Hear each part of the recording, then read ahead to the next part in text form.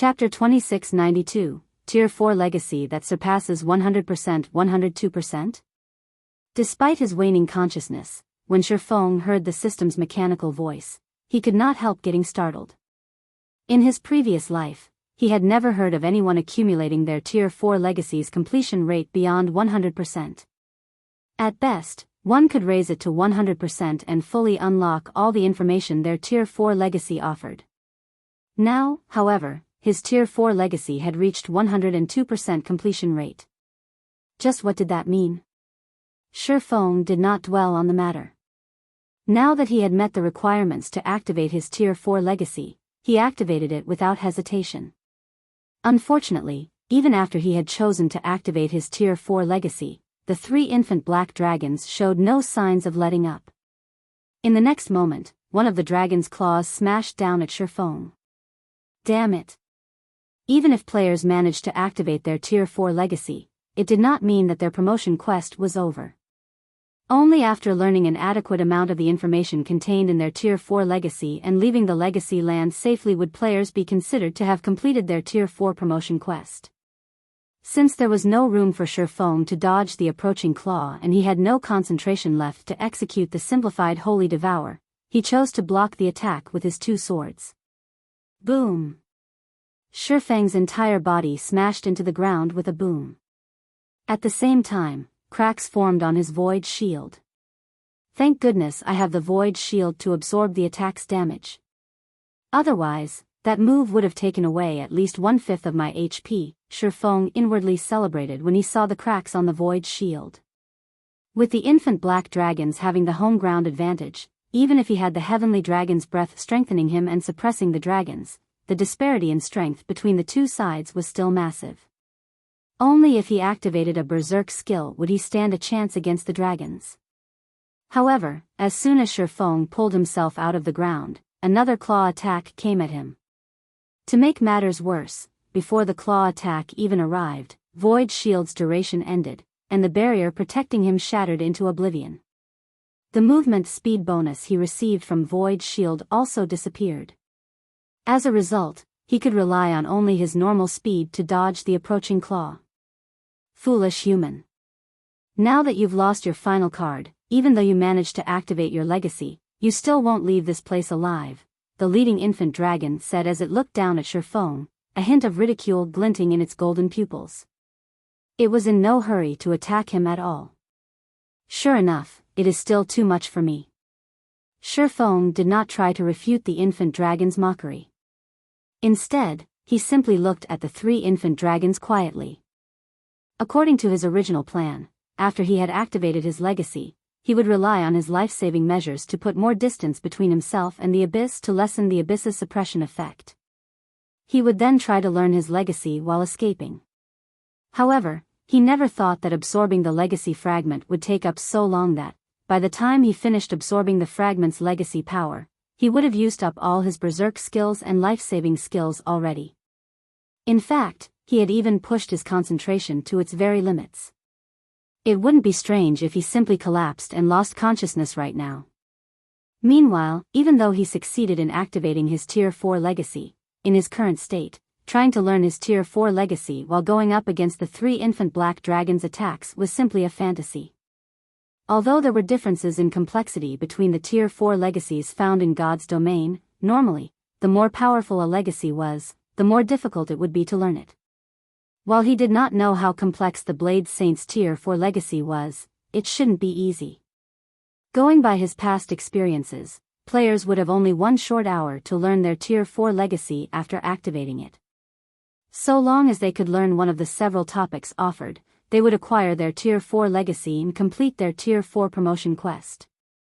In the past, Shifeng had never once managed to learn a topic from his Tier 4 legacy within 1 hour. As for the experts that reached Tier 4, the majority of them had just barely managed to finish learning one topic within 1 hour. And even the record holder for the fastest person to learn a topic from their Tier 4 legacy had spent nearly half an hour to do so. In his current situation, where he had to fight 3 infant black dragons in a high-gravity environment, just how was he supposed to learn a topic from his Tier 4 legacy within half an hour? As Shifeng was smiling bitterly, the sound of a notification entered his ears. System, you have activated your Tier 4 legacy. You have unlocked all 4 learning topics of your legacy. You have 1 hour to learn them. So long as you learn just one topic listed below, you will be promoted to Tier 4. Formless Blade, Action Type, requires Sword Peak Tier 4 Legacy Skill when activated, attacks any target within a 300-yard radius 13 times. Every attack carries 180% strength and causes 240% darkness damage. Cooldown, 15 seconds learning condition, achieves 75% skill completion rate, Magic Light Assault, Action Type, requires Sword Peak Tier 4 Legacy Skill when activated, user will transform into the image of a sword that attacks a target within a 500-yard radius. When transformed, movement speed is increased by 300%, strength by 100%, and agility by 100%. Cooldown, 18 seconds learning condition, achieves 78% skill completion rate, Blade Guard, Action Type, requires Sword Apex Tier 4 Legacy Skill. Draw upon the power of a sword to create a formless wall that absorbs 100% physical damage from one attack. Duration, 3 seconds cooldown, 21 seconds learning condition, achieve 80% skill completion rate, Blade Domain, Domain Type, requires Sword Apex Tier 4 Legacy Skill. Inject one's own mana into a sword to create a blade domain that covers a 500-yard radius. While Blade Domain is active, user may control up to 7 magic swords, each carrying 180% strength and causing 300% divine damage. Duration, 5 minutes cooldown, 1 hour learning condition, achieve 85% skill completion rate. For legacy skills at peak rank and above. Moreover, there is even the extremely rare Apex Domain skill. Is this the effect of a 102% completion rate? Surefone could not help doubting his eyes when he saw the content of the system notifications. In God's domain, even for peak legacies, one would be fortunate to see even one peak legacy skill during the Tier 4 promotion quest. In fact, players that activated their Tier 4 legacy at 100% completion rate would only have a chance to learn 2 peak legacy skills. As for Apex legacy skills, there was only a certain chance for them to appear for peak legacy holders. For most players, though, Apex legacy skills were akin to myths. After all, just learning one peak Tier 4 legacy skill would grant Tier 4 players the strength to go up against superior mythic ranked monsters of the same level. Unlike ordinary Tier 3 skills and Tier 3 legacy skills, which relied on mana for activation, Tier 4 legacy skills could also use legacy power. By using legacy power to activate a Tier 4 legacy skill, players could continue infusing mana into their skill past the minimum requirement in order to raise the power of their legacy skill. And once a peak Tier 4 legacy skill reached its maximum power, a Tier 4 player fully geared in epic weapons and equipment could use it to stand toe-to-toe against superior mythic ranked monsters of the same level. It was also due to the existence of peak Tier 4 legacy skills that many peak experts had chosen not to complete their Tier 4 promotion quests despite having the ability to do so. For the majority of Tier 3 experts, though, just reaching Tier 4 was already a dream, what more trying to learn a peak Tier 4 legacy skill. Now, however, not only did Surefone have 2 peak Tier 4 legacy skills to choose from, but he even had 2 Apex Tier 4 legacy skills. However, Surefang's expression quickly darkened slightly. In the past, out of all the advanced Tier 4 legacy skills he was offered during his promotion quests, even the most powerful one only required him to execute the skill at a 70% completion rate to learn it. Now, even the easiest peak legacy skill he was offered required him to achieve a 75% completion rate, whereas the most difficult, Blade Domain, required an 85% skill completion rate, that was basically asking him to unleash 100% of Blade Domain's power. Normally, when using Tier 4 skills and spells, Tier 4 experts would only be able to achieve a 70% completion rate or so. Even Tier 4 peak experts would be able to activate a Tier 4 skill or spell at 85% completion rate only after long training. After all, the complexity of Tier 4 skills and spells was much greater than that of Tier 3 skills and spells. Now, however, he was given only 1 hour to learn at least one peak legacy skill to such a high standard. This was simply impossible. During the time Shifeng was silently cursing the learning requirements, the 3 infant black dragons hovering in midair swooped down at him. Read latest chapters at Wuxia World. EU, die, human. The 3 infant dragons appeared almost simultaneously around Shifeng and sent their claws smashing at him, their claws forming a perfect encirclement that left no room for evasion. Screw it. It's all or nothing. Since there was no way for him to dodge the incoming claws, Shifeng gritted his teeth and chose to learn the most difficult of the 4 legacy skills offered. Blade Domain. Chapter 2693, Blade Domains Might. Just as the 3 dragon claws were about to hit Shifeng, paragraphs of texts and numerous images suddenly filled his mind. These texts and images were none other than the introduction to Blade Domain. Right after these texts and images appeared, an invisible ripple from the abyssal blade spread up to 500 yards into the surroundings in the blink of an eye. Boom. Boom. Boom. A moment after the ripple appeared, a frightening shockwave rocked the cave Shifeng stood in. It was so powerful that even a large boulder the size of a human adult went flying out of the cave and plunging into the bottomless abyss. When the 3 infant black dragons hovering above Shifeng saw this, their eyes widened in shock as they stared at the human, who was clearly near death's door. So, this is an Apex Tier 4 legacy domain? Shifeng was astonished as he looked at the 3 massive claws that had stopped just 1 yard away from him. Currently, each of the 3 dragon claws was blocked by a 4-meter-long magic sword, unable to proceed even an inch further. System, Blade Domain activated successfully. Skill completion rate, 65%. Learning condition not met. You may use Blade Domain again in 30 seconds. 65%? It seems I made the right bet. Shifeng breathed out a sigh of relief when he saw the system notification. Truthfully, he was not confident of learning a Tier 4 skill. After all, he had never learned one before, let alone peak and Apex Tier 4 legacy skills. He had been fortunate to activate the Tier 4 skill successfully on his first try. In the past, when he was learning the advanced Tier 4 legacy skills of his class, it took him over 10 minutes just to activate the skills once successfully. And although he was now a domain realm expert, he still was not confident of successfully learning peak or Apex Tier 4 legacy skills within an hour. Meanwhile, in order to resolve his current predicament, he couldn't rely on a skill that provided only offensive or defensive capabilities. A skill that increased his movement speed temporarily also wouldn't do him much good. If he wished to survive, his only option was to learn a domain skill, which could be used for both offense and defense. Moreover, a domain skill was very useful for group combat. Aside from that, he had taken the initiative to learn Blade Domain, which should have been the most difficult skill to learn out of the 4 available options, because he had a big advantage to rely on, his affinity for mana. Previously, his affinity for mana was subpar at best. His control over mana wasn't particularly good either. However, after having his soul strengthened by a soul array, his affinity for and control over mana had risen to whole new heights. Due to this reason, he had chosen to learn Blade Domain. Given the current circumstances, it would seem that he had made the right decision.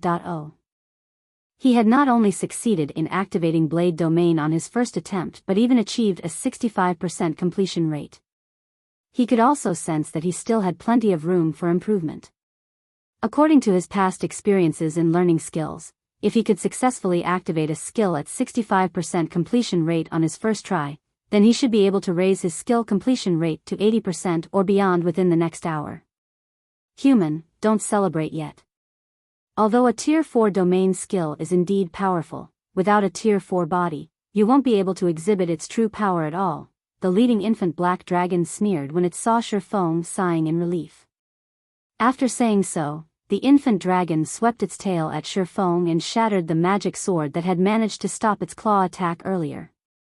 When the 2 other infant dragons saw this scene, they promptly copied their leader's actions, executing a tail swipe. This situation forced Shifeng to reconstruct the magic swords frantically to defend against these tail swipes. For a time, magic swords continuously formed and shattered around Shifeng. However, as forming magic swords required the use of mana, after 20 seconds of this process, Shifeng had already lost 10% of his mana. At this rate, he would run out of mana in just 3 more minutes and would no longer be able to sustain Blade Domain. Human, die. So long as we are here, you humans will never lay your hands on the ancient legacy here, the leading infant black dragon bellowed as it looked at Shifeng's pale complexion. At this time, controlling his mana started to feel somewhat taxing. When trying to mold mana into a specific form, one would have an easier time doing so with abundant mana. In other words, as Shifeng's mana decreased, the difficulty of molding his mana into magic swords would conversely increase. He estimated that if his mana were to fall below the 30% threshold, Blade Domain would most likely be unsustainable. Die. When the infant black dragons saw that Shifeng had already lost 20% of his mana, they simultaneously executed a Tier 3 draconic skill, Darkness Smash, with their tails. Combined with their strength, the power this skill could exhibit easily reached the intermediate Tier 4 standard. It simply wasn't an attack the magic swords could hope to stop. Don't even think of killing me so easily. After seeing that 30 seconds had gone by already, Shifeng activated Blade Domain once more. This time, he was much more careful when activating Blade Domain. He utilized only the minimum amount of mana to draw the required magic array on the abyssal blade. Boom! In the next moment, a crater formed in the ground before Shifeng. At the same time, an astonished look appeared on the infant dragons' faces. Shifeng had blocked their attacks again. How did he improve so quickly? When the infant black dragons saw the magic swords that had formed before them, they could not help eyeing Shifeng warily. System, Blade Domain activated successfully. Skill completion rate, 75%. Learning condition not met. You may use Blade Domain again in 30 seconds. What the infant dragons did not know was that, when they were forcing Shifeng to create more magic swords and deplete his mana, they had also been helping him familiarize himself with the process of creating Blade Domain's magic swords. As a result, he became increasingly adept at manipulating the domain skill's mana, hence, he succeeded in activating the skill a second time with much greater efficiency. So, that's the case. The activation of Tier 4 skills and spells is no longer dependent on just the technique of players. Instead, it requires the integration of mana control and technique. It's no wonder I had such a difficult time learning Tier 4 legacy skills in the past. When Shifeng saw the power of his Blade Domain increase by a significant margin, realization immediately dawned upon him. After thinking up to this point, he started using even less mana to conjure the magic swords, thereby reducing the volatility of his mana and improving its finesse. Following which, time elapsed. Every time Shifeng activated Blade Domain, he managed to improve its completion rate slightly. 77%. 79%. 81%. As Blade Domain kept strengthening, the 3 infant black dragons grew increasingly dispirited. Initially, they were overwhelming Shifeng. Eventually, they ended up fighting on par with him. Now, he actually held the upper hand in battle, relying on 6 magic swords to suppress them and reduce the number of attacks they could execute. Read latest chapters at Wuxia World. EU after 50 minutes or so had passed. System, Blade Domain activated successfully. Skill completion rate, 85%.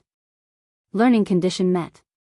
Do you wish to be promoted into a Tier 4 Blade Saint and utilize Blade Domain as the core for your mana body? Promote.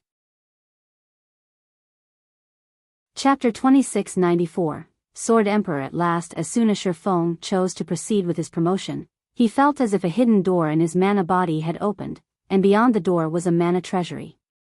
Not only did the opening of this door increase the total amount of mana he wielded by a significant margin, but even the excess mana his body radiated had undergone a qualitative transformation.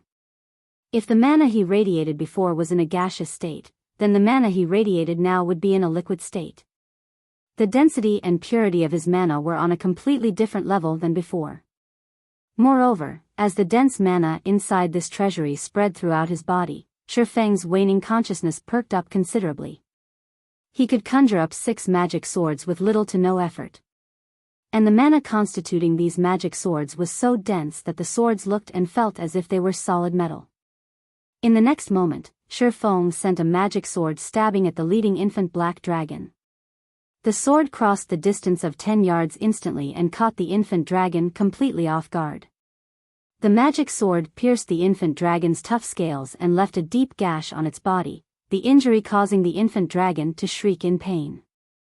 As for the 2 other infant dragons, although Shifeng had also sent magic swords stabbing at them, as the 2 of them were farther away, they were able to react to his attack in time, defending themselves with their claws.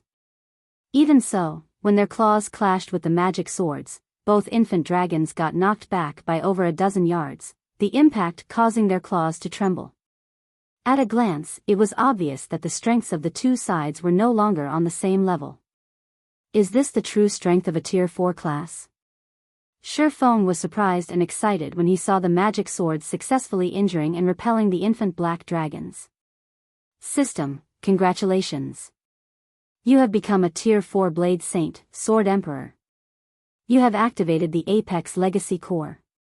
All basic attributes plus 2000, all resistances plus 150, mana recovery rate increased by 100%, all basic attributes increased by 100%, and physique increased by 150%. All physical and magical attacks below Tier 4 received will be weakened by 30%. Rewarding 100 legacy skill points. Just in terms of basic attributes, he had already reached a realm that Tier 3 players could only look at in despair, let alone the boost to his physique. If a Tier 3 player did not possess a set of extraordinary weapons and equipment, they would merely be cannon fodder in front of a Tier 4 player. Besides, there was the astonishing transformation in the quality of his mana. He was like an entirely different creature compared to when he was still at Tier 3. In God's domain, mana was the foundation of all life. Without mana, there would basically be no life. From fighting the infant black dragons, Shifeng understood just how much a player's mana would affect the potency of their skills and spells. Now that his mana was practically liquid, even if he had the same basic attributes, combat standards, and physique as a Tier 3 player, the said Tier 3 player still wouldn't last more than a few moves against him. After all, the power of the skills the 2 of them wielded would be on completely different levels. However, even though Shifeng had successfully repelled the 3 infant black dragons, he did not dare to idle around. He immediately manipulated his mana and formed his mana domain, then flew up and away from the bottomless abyss. He had no intention of clashing with the 3 infant dragons at all. Currently, he might have reached Tier 4 already and even gained the strength to hold his own against the 3 infant black dragons, but that was it. Killing the 3 infant dragons was still impossible for him. After all, now that he had gotten promoted to Tier 4, he could no longer spam Blade Domain like before. Once Blade Domain's duration ended, he would be forced to utilize his own body to clash with the infant dragons. With his limited stamina, he would definitely fall first before he could kill the 3 infant dragons. Now that he had already achieved his goal, he naturally had no reason to continue fighting the 3 infant black dragons. The sooner he left this dangerous place, the better. Fortunately, so long as players reached Tier 4 in God's domain and managed to form the passive type mana domain, they could fly using their own mana, no longer reliant on external items to do so. Despicable human, don't even think of leaving. The 3 infant black dragons saw through Shifeng's thoughts. They widened their mouths and blew dragon breath at him without hesitation. In the next moment, the 3 dark beams the 3 infant dragons released merged into one and rapidly extended toward Shifeng, the resultant beam turning everything in its path into an empty void. The AoE of the beam made escaping its range in time impossible. Come. However, despite the combined dark beam's approach, Shifeng showed no sign of fear at all. On the contrary, a hint of excitement and anticipation gleamed in his eyes. He had just been promoted to Sword Emperor and was still unfamiliar with his new strength. When he was controlling Blade Domain's magic swords, he had merely executed the most basic forms of attack using them. He was extremely eager to see just how strong he was, now that he had risen to Tier 4. Meanwhile, the 3 infant dragons' combined dragon breath was undoubtedly the perfect target for testing his strength. In the next moment, Shifeng started executing his defensive combat technique, Sword's Orbit, using the 6 magic swords he had conjured, creating a defensive sphere that covered a 30-yard radius around him. Boom, oh.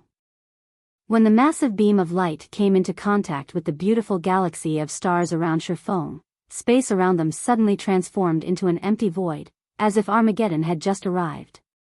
If other players were to see this scene, they would definitely be dumbfounded. While looking at the empty void that had formed above them, the 3 infant black dragons revealed a smirk on their faces. The combination attack they had just executed was far stronger than a single dragon breath. It was also the strongest move the 3 of them possessed. Although Shifeng had already been promoted to Tier 4, if he received the attack without using an invulnerability skill, he would still sustain heavy injuries. However, when the empty void started recovering to its original state, the smirks on the infant dragons' faces disappeared, replaced with a look of shock. After all, at this moment, let alone Shifeng suffering injuries, even his equipment wasn't scratched. It was as if their combination attack was nothing but a light breeze to him. Read latest chapters at Wuxia World. Even an advanced combat technique has been strengthened to such an extent? Shifeng was astonished as he looked at the empty void around him. Although he had known that Sword's Orbit was up to defending against the 3 infant black dragons' combined dragon breath, as he now possessed much greater basic attributes, he never thought that he could stop their attacks so easily. Earlier, he had clearly used Sword's Orbit just like normal, yet it was as if the technique had transformed into a magic array. The moment he executed Sword's Orbit, the ambient mana had actually gathered around him and strengthened the power of his technique, to the point where it was equivalent to a Tier 4 defensive skill. Given Sword's Orbit's performance, Shifeng suddenly felt that, if not for Blade Domain's limited duration, he might really have a chance of killing one of the 3 infant black dragons. Meanwhile, seeing that Blade Domain's duration was about to run out, Shifeng hurriedly controlled his mana and flew to the spacetime vortex in the sky above the bottomless abyss and disappeared from the legacy land, leaving behind 3 dumbfounded infant black dragons. Chapter 2695, Sudden Change in God's Domain. Exodus Tales V2 Chapter 1, Sudden Change in God's Domain. Damn it. That heaven-blessed bastard got away. We're doomed. What should we do? How do we explain this to that great personage? Anger and panic filled the eyes of the 3 infant black dragons as they watched Shifeng leave the bottomless abyss through the spacetime vortex. A sense of helplessness also suffused their trembling voices when they spoke. Our original plan is already ruined, now that the legacy has been stolen. That great personage will definitely not spare us, once he finds out. At this point, all we can do is scatter and flee. Otherwise, none of us will survive. That's our only option now. Hopefully, that great personage will focus his anger on that heaven-blessed bastard so that our chances of survival will be a little better. After the leading infant dragon spoke up, the 3 quickly reached a consensus. They then flapped their black wings, their hearts brimming with anger at Shifeng as they fled the bottomless abyss. Simultaneously, they also gloated over the misfortune awaiting him. Meanwhile, on the other side of the spacetime vortex, Shifeng was wholly unaware of the discussion that had just taken place among the infant black dragons. After experiencing a momentary blackout, like before, he found himself back inside the secret room of Zero Wing's residence in Silverwing City. I did it. Tier 4. I became a real Tier 4. An indescribable sense of joy and excitement welled up within Shifeng as he observed the liquid mana surging toward his body from all around. The dense mana continuously replenished his body's depleted mana and mended his haggard spirit. He had finally accomplished the goal that had eluded him in his previous life. Moreover, he had even reached Tier 4 with the hidden class Blade Saint. In terms of basic attributes and skills, what the Blade Saint class offered was leaps and bounds stronger than ordinary Tier 4 classes. Now, he was a true powerhouse in God's domain, and even the various NPC kingdoms would have to respect him. As Shifeng reveled in his success, the system's cold, monotonous voice suddenly entered his ears. System announcement: God's domain will undergo a major update. Simultaneously, the new expansion pack, Heroes Return, will be activated. All players will be logged out in 30 minutes. The update's estimated duration is 1 natural day. The system announcement appeared 3 times consecutively. Inevitably, everyone in God's domain was shocked. Shifeng was no exception. A major update? How is this possible? Shifeng looked at the system announcement displayed before him in confusion. Even after he reread it several times, incomprehension and doubt still filled his eyes. There were plenty of system updates in God's domain. However, even in his previous life, the game had undergone only 2 major updates throughout his 10 years of gaming. The first major update occurred 3 years after God's domain's official launch. There had already been plenty of Tier 4 players in the game at that time, and Tier 3 players were everywhere. Some players had even started attempting their Tier 5 promotions. Yet, now, how long had it been since God's domain launched? God's domain's first major update was also the most memorable event for Shifeng. The update had shaken the entire world, transforming God's domain into the world's only game and entertainment. After the first major update, God's domain had become a completely different world from before, no longer the virtual reality game everyone thought it was. God's domain had become an existence beyond everyone's imagination. Players were no longer players but a group of special entities in God's domain. Be it God's domain's NPCs or monsters, both had existed as real people after the update, with their own lives and personalities. They had existed for the sake of survival. These changes had made God's domain a completely different world, no longer just a virtual reality game, but an existence that could instead affect the real world. At this moment, Shifeng wasn't the only person puzzled by the sudden arrival of this major update. Many players and the upper echelons of major powers were similarly surprised and confused by this situation. A major update? And it's even going to take 1 natural day? What is going on? Crap. I haven't even reached Tier 3, yet the system's going through an upgrade? Is the system trying to take my life? For a while, players in God's domain voiced their complaints about and exasperation over the sudden system update. The update duration of 1 natural day caught everyone off guard, and they didn't know what to do with this unexpected free time. After all, at this point, God's domain had long since become a part of their lives. Logging into God's domain every day had already become an instinct. The previous system updates had lasted only a few to a dozen real-world hours. This 24-hour system update was simply maddening. Anyone who entered God's domain as part of the first batch of players knew that the difficulty of leveling up and killing monsters would increase substantially after a system update. The requirements for players' techniques would also increase. Hence, the major update would undoubtedly be a nightmare for players who had yet to reach Tier 3. The arrival of this update would also bring a massive change for the various powers in God's domain. After all, this update would reduce the number of players capable of reaching Tier 3. The difficulty and resources required to nurture their guild's internal experts would also increase. This, in turn, would cripple their current development plans, and they would have to restart their planning from scratch. However, while some powers felt dissatisfied and angry over this major update, others were overjoyed, especially the new powers and corporations that had joined the game just recently. The increase in the difficulty of leveling up and obtaining resources would undoubtedly destabilize the status quo in God's domain. If the newcomers properly grasped this opportunity, they could replace God's domain's veteran powers. The atmosphere among God's domain's various powers became extraordinarily tense. While frantically poaching talents and purchasing resources, many of these powers also drastically reduced the resources for ordinary and low-potential members. In turn, this prompted many guild players to leave their respective guilds for greener pastures. While God's domain's various powers were taking action, Liang Jing hurriedly contacted Shifeng. Guild leader, all major powers are currently purchasing coins and resources on a large scale. Shall we start buying as well? Liang Jing asked anxiously. That won't be necessary. Shifeng couldn't help chuckling when he heard Liang Jing's words. Haven't those superpowers been constantly preventing us from acquiring funds? We'll now dispose of all the coins we earned through Silverwing City during this period. Let them buy as much as they want. Guild leader?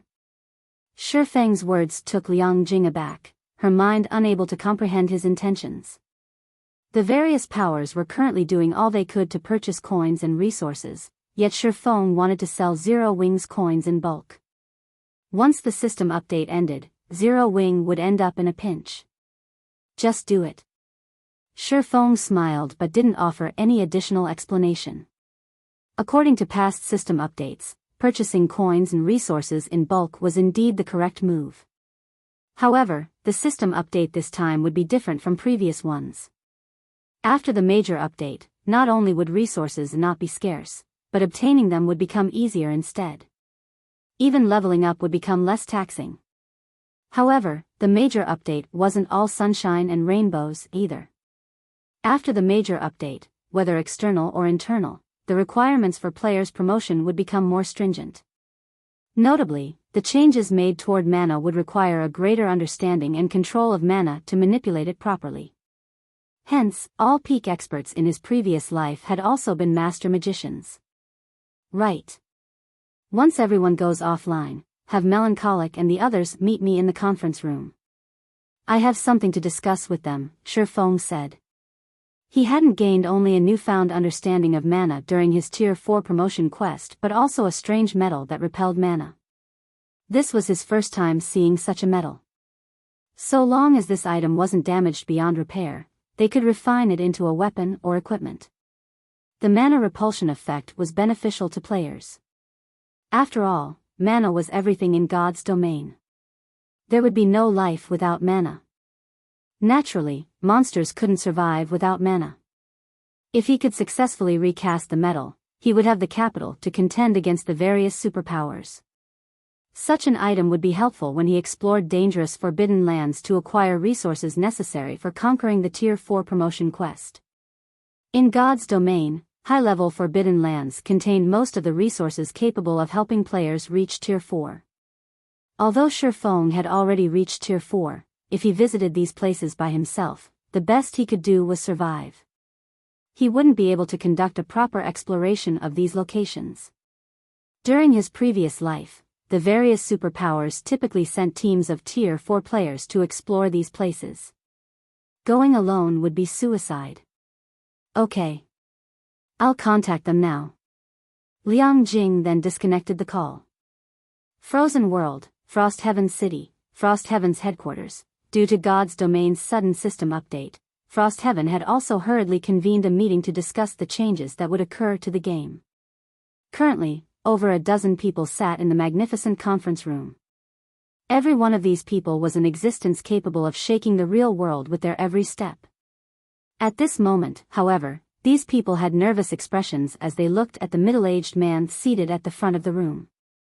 This middle-aged man looked very amiable. Although he had an unyielding appearance, the aura he gave off felt like a spring breeze. However, none of the people present could relax in his presence. That's it for the meeting, the middle-aged man said, adjourning the meeting. He then shifted his gaze to Mushin and the petite girl beside her, saying, Mushin, Kurue, both of you stay behind. Yes, sir. As if they had received an amnesty, everyone unrelated promptly rushed off, leaving the middle-aged man, Mushin, and the petite Kurue sitting quietly inside the large conference room. Uncle Hong, do you have good news to share? Mushin asked fawningly as she looked at the stern, middle-aged man. Little girl, you're still pretending? Do you honestly think you can hide the fact that you've invited Zero Wing from everyone? Nonchalantly, the middle-aged man added, you should know how rare this opportunity is. This will be a gathering of titans. Even those so-called superpowers can only dream of joining. This is also an opportunity for Frost Heaven to become a true titan, yet you invited some unknown outsiders to participate. Upon hearing this, Mushin automatically turned to Kurue beside her. In response, Kurue stuck out her tongue playfully and smiled, expressing, "So what if I told on you?" Mushin sighed and shook her head in helplessness toward this little sister of hers. "Uncle Hong, while they are indeed outsiders, you shouldn't underestimate their strength either. This goes especially for Black Flame," Mushin said unhurriedly. "How strong can he be? He's merely a peerless expert in the eyes of ordinary people. The middle-aged man referred to as Uncle Hong shook his head. "You should know what kind of people we are dealing with. Those people are the truly talented, possessing frightening potential and special bloodlines. They even have the full support of those major corporations. The peak experts on the secret pavilion's experts list and the various superpowers peerless experts are but the tip of the iceberg. Uncle Hong is right. Being just stronger than average is nothing to those people," Kurue said as she nodded with a smile. "However, Black Flame is really strong. He can single-handedly contend against Tier 4 foe Saint Devourers. Although he can't be a part of the main force this time, he can still provide support from the sidelines," Mushin explained. "He can hold his ground against a devourer?" Uncle Hong was slightly surprised by this information. "It seems this person is indeed strong." "Humph. What's so amazing about contending against a devourer using brute force?" "Plenty of my subordinates can, too," Kurue said disapprovingly. Upon hearing Kurue's words, Mushin had to resist the urge to pinch the girl's cheeks. She just explained, "Uncle Hong, that person has a mana domain, as well. He will be of significant help with our plans." "He has a mana domain?" This revelation piqued Uncle Hong's interest. "This will indeed be of help to us. However, I'm afraid these things still aren't enough. You should know, as well, that an individual's strength is very limited in this upcoming operation. Moreover, the location we're visiting this time is extraordinary. So, I will have to personally inspect whether Zero Wings members can join this operation." "You'll inspect in person?" Mushin exclaimed in surprise. Uncle Hong's identity was preeminent. The guild leaders of super guilds and even those at the helm of major corporations had to treat him with respect. If he visited Zero Wings headquarters and news of it got out, it would cause a sensation among the various major corporations. "Of course." In a severe tone, Uncle Hong said, "The operation this time is of utmost importance. We cannot afford carelessness. But the time is almost up. This system update is also going to take one whole day. We'll be tight for time if we proceed with the inspection," Mushin objected. "Don't worry. We'll just pay Zero Wings headquarters a short visit. It won't take much time," Uncle Hong said, smiling.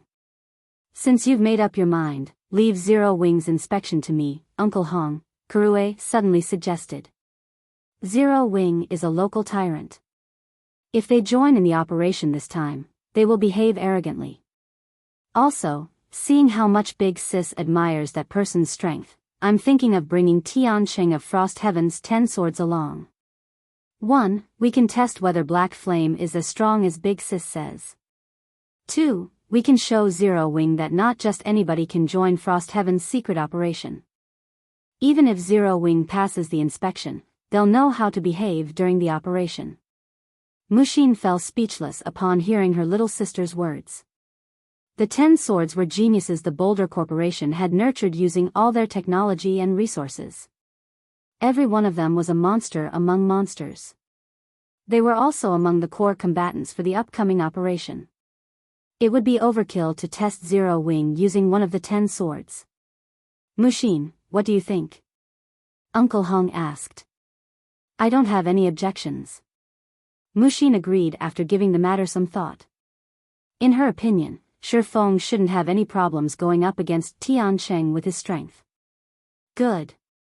Then if Zero Wing's strength is no good, you'll have to modify your agreement with them," Uncle Hong said, nodding. "I understand." Mushin nodded obediently. Although she was the Boulder Corporation's heir, she couldn't go against her Uncle Hong's decisions. Big sis, I have great expectations for you. Kurue revealed a cute smile before logging off. Read latest chapters at Wuxia World. EU. Hopefully, his performance won't disappoint Uncle Hong too much, Mushin prayed inwardly after seeing Kurue leave. She had incurred a considerable expenditure to invite Zero Wing this time. If she annulled their contract, she would have to provide a lot of compensation. Meanwhile, in the top-floor conference room of Zero Wing's headquarters, Shifeng, who had just logged off, was sorting through the unknown metals information when he heard a knock on the door. Subsequently, the door to the conference room opened slowly, and a clear and pleasant voice came from outside. Guild leader, they're here. Chapter 2696, Ancient Fragments. Exodus Tales. Chapter 2696, Ancient Fragments. Under Liang Jing's lead, Melancholic Smile and several other people entered the luxurious and spacious conference room. Dressed in white lab coats, the group looked very much like a bunch of scientific researchers. At this time, Melancholic Smile and the others looked much more worn out than before. Exhaustion was apparent on their faces, and their hair was a mess, as if they had just recovered from a serious illness. Shifeng couldn't help his surprise at this situation. What's the matter with you? Why do you all look so haggard? Shifeng asked curiously. Since Zero Wing was now a large organization, it had plenty of management and production talents. There was no need for Melancholic Smile and the others to handle everything personally. Guild leader, I want to file a complaint, protested Cream Cocoa, who had a shy personality. A complaint? Shifeng was taken aback. Cream Cocoa was a master forger of Zero Wing. She also ranked among the top 3 in forging standards. It was only a matter of time before she became a grandmaster forger. Countless people in Zero Wing were hoping to get her to make them a weapon. If these people were to form a line, it would stretch from one end of Fenglin City to the other. After all, although Cream Cocoa and other master forgers had a meager chance of producing epic weapons and equipment, their chances of making dark gold weapons and equipment were considerable. In God's domain, epic weapons and equipment were exceedingly rare.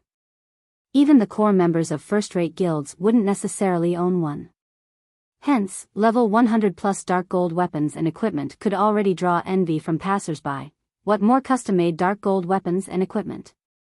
To put it simply, nobody in God's domain would dare bully Cream Cocoa. Anyone who did would be fortunate if Cream Cocoa just outright ignored them. Yes. I want to complain, guild leader. Cream Cocoa said resolutely. What do you want to complain about? Shifeng asked curiously. Aqua Rose and Gentle Snow. Cream Cocoa said with her cheeks puffed out. They're too much. Guild leader, you need to give me justice. They're bullying you? That can't be, right? Shifeng couldn't help being surprised once more. Aqua Rose and Gentle Snow were the vice guild leaders of Zero Wing. They managed the guild properly, and everyone in the guild also respected them. He found it hard to imagine the two bullying a cute girl like Cream Cocoa. The two vice guild leaders asked us to complete 500 customized dark gold weapons in 5 days. They even threatened to cut our research funding if we don't meet the quota, Cream Cocoa complained. Guild leader, you're a master forger too, so you know how difficult it is to make level 100 plus dark gold weapons. Let alone 5 days, we'll barely be able to make 500 in 10 days. The whole forging department has been working overtime, but we are still short 300 weapons after 3 days. No matter how you look at it, we can't complete them within the next 2 days.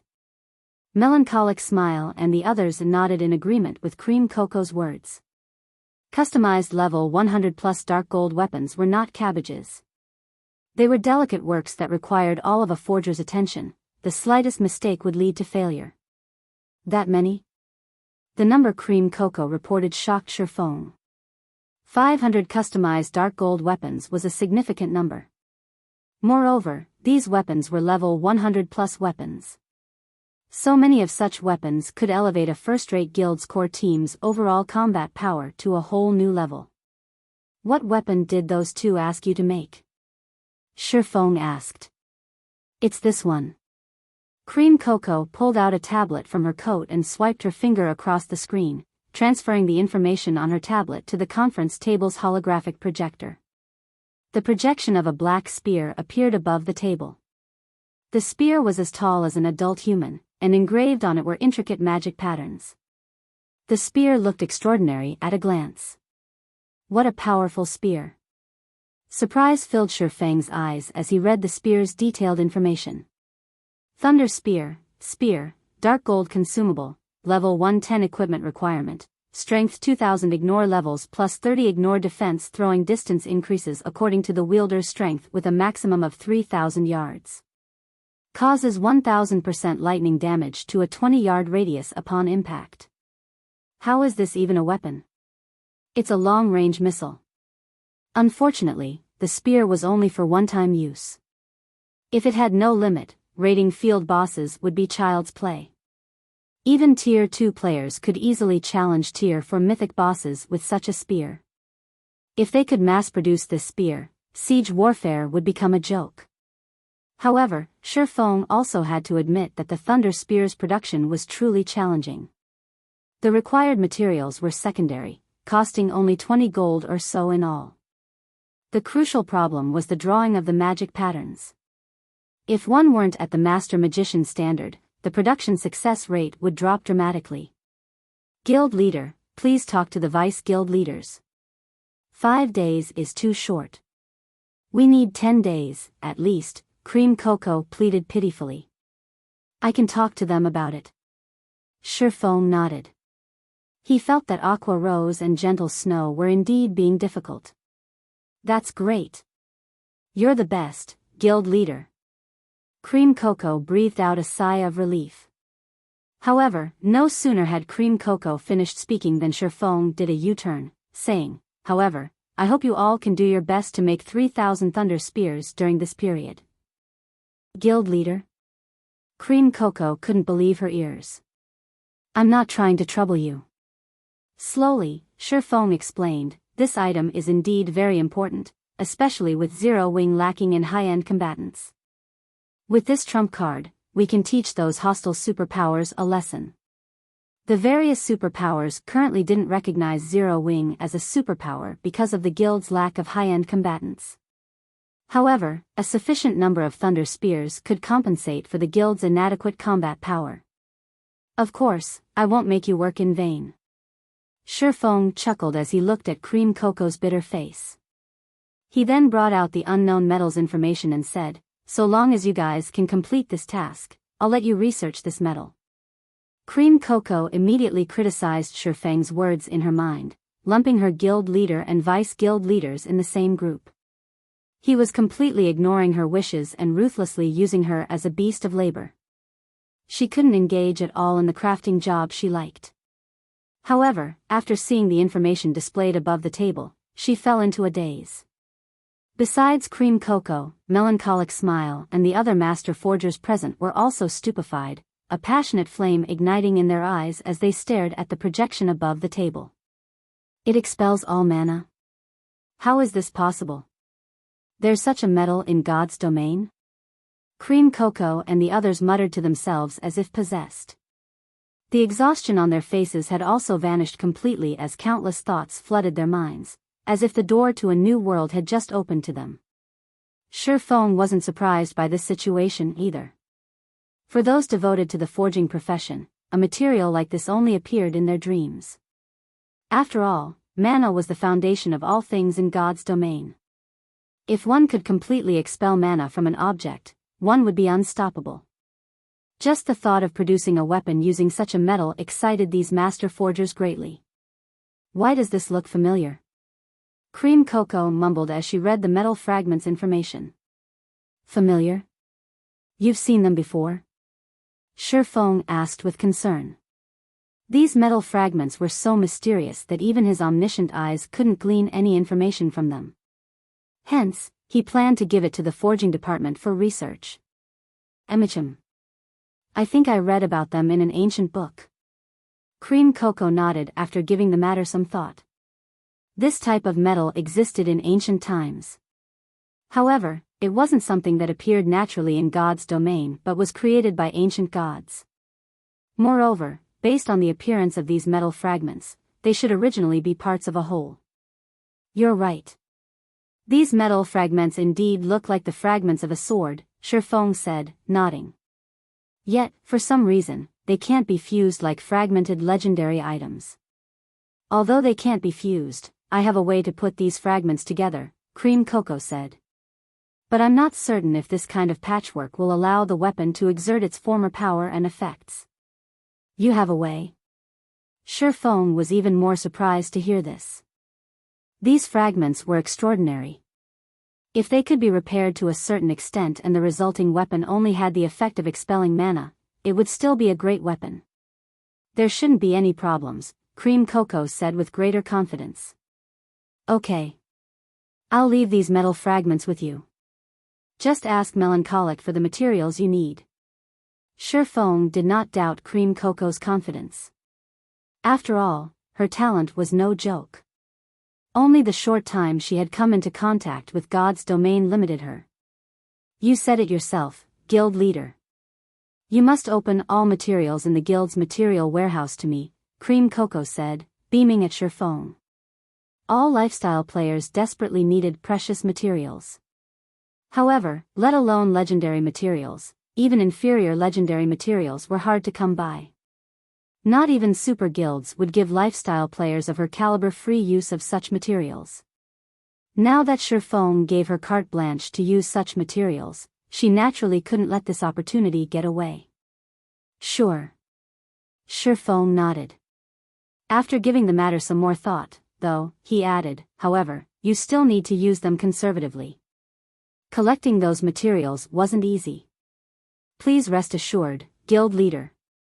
I promise you I won't use them all, Cream Cocoa promised with a smile, afraid that Shifeng would take back his approval. Cream Cocoa behaved like a child who had just gotten a new toy, and Shifeng didn't know whether he should cry or laugh as he looked at her. Afterward, he sent all the information relevant to the metal fragments to Melancholic Smile and the others. As for whether the fragments could be repaired, he would leave that to luck. By the way, guild leader, the Azure Chamber of Commerce's members arrived yesterday. They are currently training with our guild's core members, and Duan Hanshan is their leader. However, as you have been busy, I didn't bother you about it, Liang Jing suddenly said. Duan Hanshan came in person? This piece of news puzzled Shifeng. Duan Hanshan was a giant in the Azure Chamber of Commerce. Typically, sending a management staff for a training meeting between guilds would be more than enough. It was inconceivable that a big shot like Duan Hanshan came in person. Do you want to meet them now? Liang Jing asked. Since Duan Hanshan came here in person, as the guild leader, I naturally have to meet him. Make the necessary arrangements, Shifeng said. I'll get it done now. Liang Jing promptly left the conference room. Meanwhile, as Shifeng discussed the ancient fragments with Cream Cocoa and the others, 2 men and 2 women walked toward Zero Wing Tower. And leading this group was an amiable, middle-aged man. After observing Zero Wing's internal members coming and going from the building for some time, Kurue, the cute girl in a red dress, turned to the peerless beauty beside her. Smiling, she said, "Big sis, it looks like Zero Wing is only average. Not only are there barely any people here, but most of them haven't even reached the refinement realm yet. I can't imagine what powerful experts Zero Wing can offer the operation this time." Read latest chapters at Wuxia World. EU. Although Zero Wing's headquarters prosperity wouldn't necessarily have any relation to Zero Wing's strength, it should still reflect some of it. Mushin remained silent in response to Kurue's comment. While she knew that Zero Wing had just recently emerged, she never thought that the guild's headquarters would have so few members stationed in it. Moreover, the average strength of these members was appallingly weak. Let alone superpowers, they couldn't even hold a candle to the members found in the various pseudo-superpowers headquarters. Alright, let's go in and have a look. Uncle Hong frowned slightly. However, he didn't dwell on the matter, entering the lobby of Zero Wing's headquarters together with Mushin and the others. Chapter 2697, Inspecting Zero Wing Tower's lobby. With a ceiling soaring 9 meters high, the lobby looked very much like a small stadium. Aside from the reception for visitors, it also had a cafe and a lounge area, as well as a virtual combat platform for the guild's internal members to entertain themselves and visitors. Due to these reasons, quite a lot of people had gathered in the lobby. When Mushin and her companions entered the lobby, they quickly noticed several hundred people thronged the virtual combat platform. These people were spectating a duel between Zero Wing's internal members, and the scene was very lively. After seeing Mushin's group entering the lobby, one of the front desk receptionists approached them and asked, "Hello, are you here to look around Zero Wing's headquarters? Or do you have other business to attend to here?" My 2 nieces are interested in Zero Wing, so I brought them here for a visit today," Uncle Hong explained with a smile. "Certainly." The receptionist smiled and took out 4 visitor cards. "You may visit up to the 9th floor with this visitor card. The floors beyond are only for internal members. If you have any questions after your tour, feel free to consult with the front desk." "Thank you."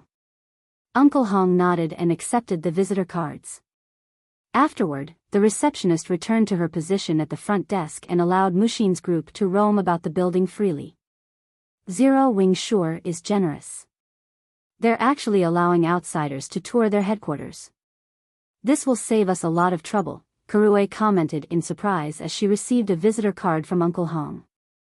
Usually, the various large guilds would place tight restrictions on their headquarters. Aside from the lobby, they generally wouldn't allow outsiders to visit other locations. "They might be trying to lure more people to join Zero Wing," Mushin said. She more or less understood Zero Wing's circumstances. Although Zero Wing was prospering in God's domain, it remained an unknown entity in the real world. Despite having gone to great lengths to secure a guild headquarters, Zero Wing still lacked talents. Letting visitors tour its headquarters would undoubtedly give players unaware of Zero Wing's existence a better understanding of the guild. "There are quite a few people here, but it's a pity that there are hardly any experts. Even the 2 people dueling are only at the half-step refinement realm," Kurue commented as she looked at the battle taking place at the virtual combat platform.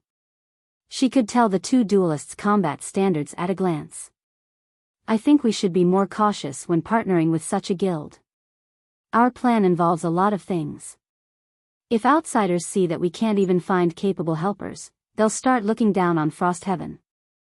However, even after Kurue finished speaking, Uncle Hong, Mushin, and Tiansheng surprisingly remained silent as they stared at a group of young men and women standing among the crowd. How unexpected. Zero Wing really cannot be underestimated. "They've actually kept such talents hidden," Uncle Hong praised as he looked at the several youths. "Talents?" Kurue stared at those ordinary-looking youths in confusion. "Young miss, you shouldn't underestimate those people. Although their auras aren't apparent, they are bona fide experts. That blue-haired guy, in particular, has completely restrained his aura. If I hadn't scrutinized him, I'm afraid I wouldn't even be aware of his existence," Tiansheng, the seemingly vulnerable and honest youth standing beside Kurue, explained quietly. "Honestly, I'm not confident I can win against him." "How is that possible?" Tiansheng's words stunned Kurue. She suspected that the latter was joking with her. Tiansheng was one of the peerless geniuses Frost Heaven cultivated. Not only had he reached the domain realm at a young age, but he also had a naturally gifted brain. His processing speed was much faster than ordinary people's. Even the older generation domain realm experts wouldn't necessarily be his match. How could Zero Wing possibly cultivate an expert rivaling Tiansheng? "They shouldn't be Zero Wing members," Mushin suddenly said. "They're not?" Uncle Hong was slightly surprised. For such youthful experts to appear in Zero Wing's headquarters, how could they not be Zero Wing members? "I've seen their information before. Although they look somewhat different in God's domain, their appearances are roughly the same. That blue-haired youth should be Solitary Frost, the strongest of Azure's younger generation. I heard even Violet's sword values him greatly, Mushin explained. Unlike Uncle Hong, who managed the guild from behind the scenes, Mushin was responsible for the guild's intelligence network. Hence, she had a much better understanding of God's domain's various powers than Uncle Hong, especially when it came to the various superpowers' younger generation. She placed great importance on collecting such information. Why would Azure's peerless genius run all the way here? Kurue grew even more puzzled at this revelation. The various superpowers treasured their peerless geniuses. They would shower these geniuses with all sorts of precious resources and require them to undergo strict training regimens every day. They wouldn't let these people leave their headquarters at will. Tiancheng was a similar case. If not to inspect Zero Wing's strength this time, he wouldn't have received permission to leave Frost Heaven's headquarters. Zero Wing really is interesting. Not only did Azure's peerless genius come running over, but so did an old fellow from Azure, Uncle Hong said as he gazed at a cool-headed, middle-aged man resting and drinking tea in a corner of the lobby. Old fellow? When Kurue checked the focus of Uncle Hong's attention, her mouth dropped wide open subconsciously.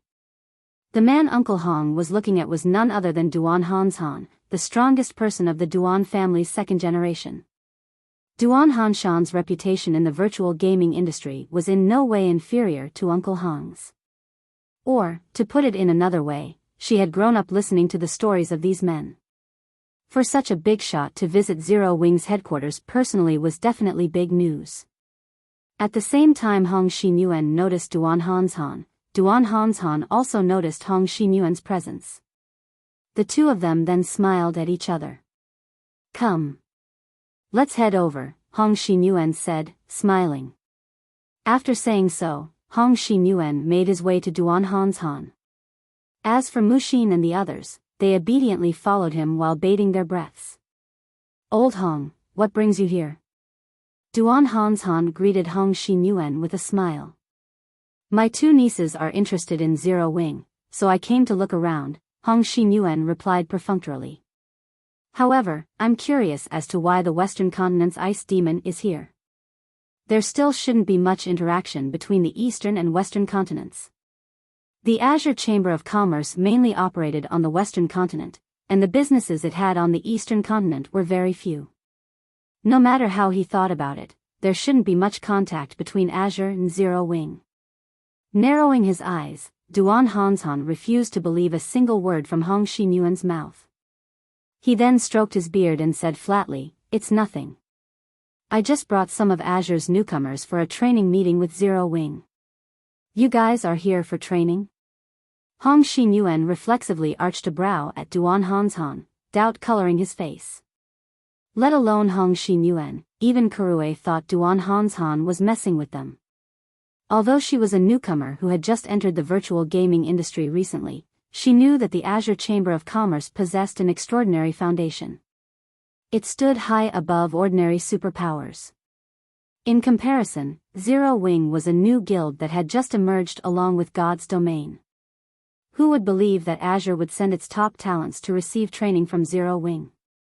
What? Don't believe me? Duan Hanshan chuckled.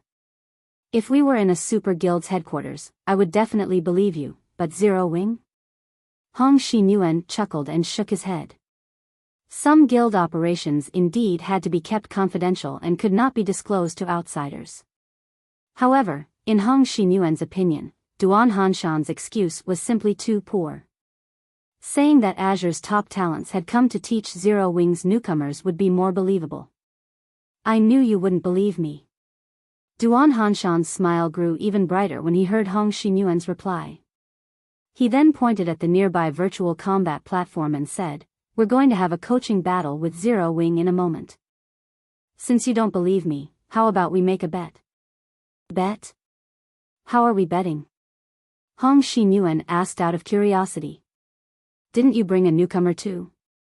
Duan Hanshan glanced at Tiancheng. Calmly, he said, I can see he's quite good. How about you have him replace one of my newcomers? However, this is a precious spot, so I can't just let your newcomer join for free. I'll have to collect 5 bottles of S-rank nutrient fluid as a deposit. Hong Xinyuan nearly choked at Duan Hanshan's proposal. Not only was Duan Hanshan asking his side to contribute manpower, but he was even asking for 5 bottles of S-rank nutrient fluid. Duan Hanshan was too shameless. Don't be in a hurry to reject me. Upon seeing Hong Xinyuan's dark face, Duan Hanshan added, if you win this bet, I'll pay you back double. It seems you're quite optimistic of Zero Wings members.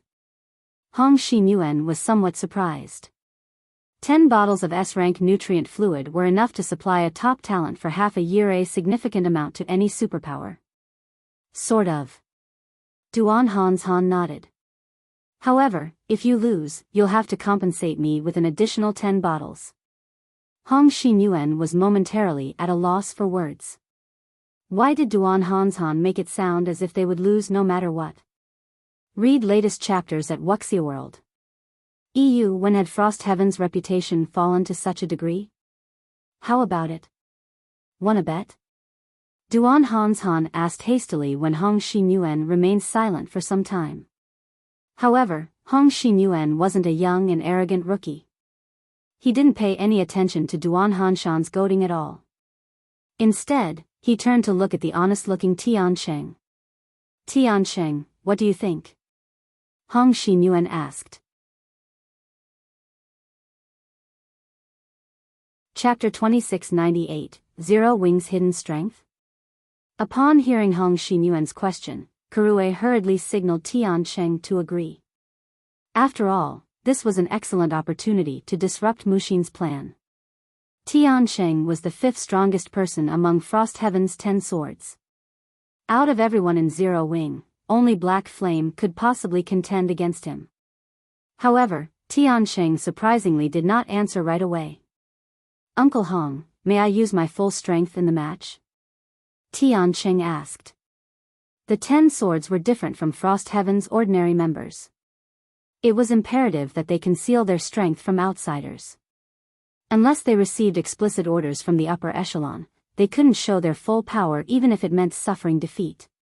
Tiancheng's question didn't surprise Duan Hanshan. After all, this was also the case with the Azure Chamber of Commerce. Only during the annual competition before did Solitary Frost and the others have their restrictions lifted. You can use your full strength when necessary, Hong Xinyuan said after giving the matter some thought. Zero Wings Black Flame possessed the strength to contend against the mythic-ranked foe Saint Devourers. If Black Flame stepped forward as Zero Wings representative, Tiancheng would undoubtedly lose if he held back his strength. Such an outcome wasn't what Hong Xinyuan wished to see. After all, his goal here today was to establish Frost Heaven's prestige. I don't have any problems, then. Fighting spirit flared in Tiancheng's eyes. Good.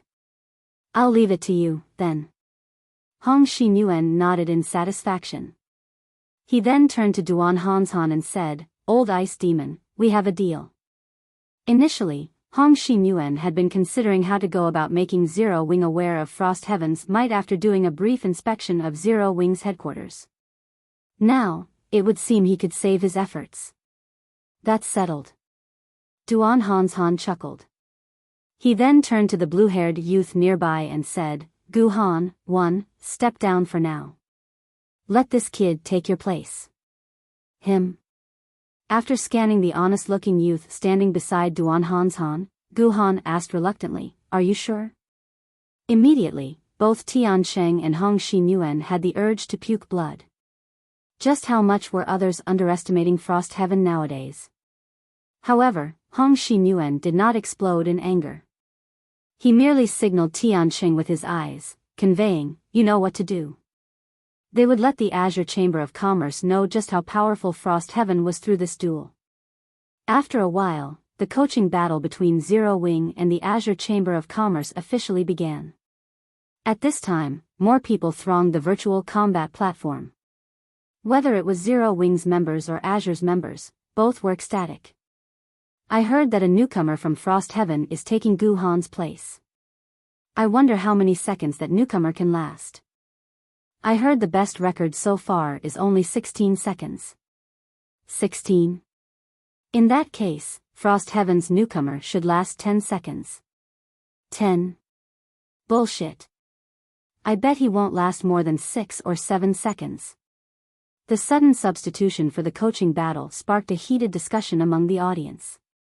In particular, Azure's members placed all their focus on guessing how many seconds Tiancheng could last in the duel. This situation had Kurue gnashing her teeth and dumbfounded Mushin. Is it because Frost Heaven hasn't made any major movements recently? Is everyone treating us as pushovers already? Mushin felt that something was amiss as she eavesdropped on the discussions. The behavior of Azure's members was too strange. Every one of them spoke as if being able to last only several seconds against Zero Wing's representative was something to be proud of. None of them possessed the consciousness of an expert at all. After Tiancheng sat within the virtual combat cabin, the door on the other side of the cabin slowly opened. A young and beautiful girl then walked in, sat on the battle seat directly opposite Tiancheng, and gently donned the Link helmet. However, contrary to Tiancheng's expectations, his opponent did not exude an expert's temperament and sharpness at all, the girl next door type. Are you kidding me? Anger immediately stirred in Tiancheng's heart when he saw this girl. Initially, he thought that Zero Wing would send a great expert to fight him. He had even sought permission from Hong Xinyuan to use his full strength. However, not only did Zero Wing not send Black Flame to face him, but even the guild's 2 vice-guild leaders did not show up. Instead, it fielded a little girl.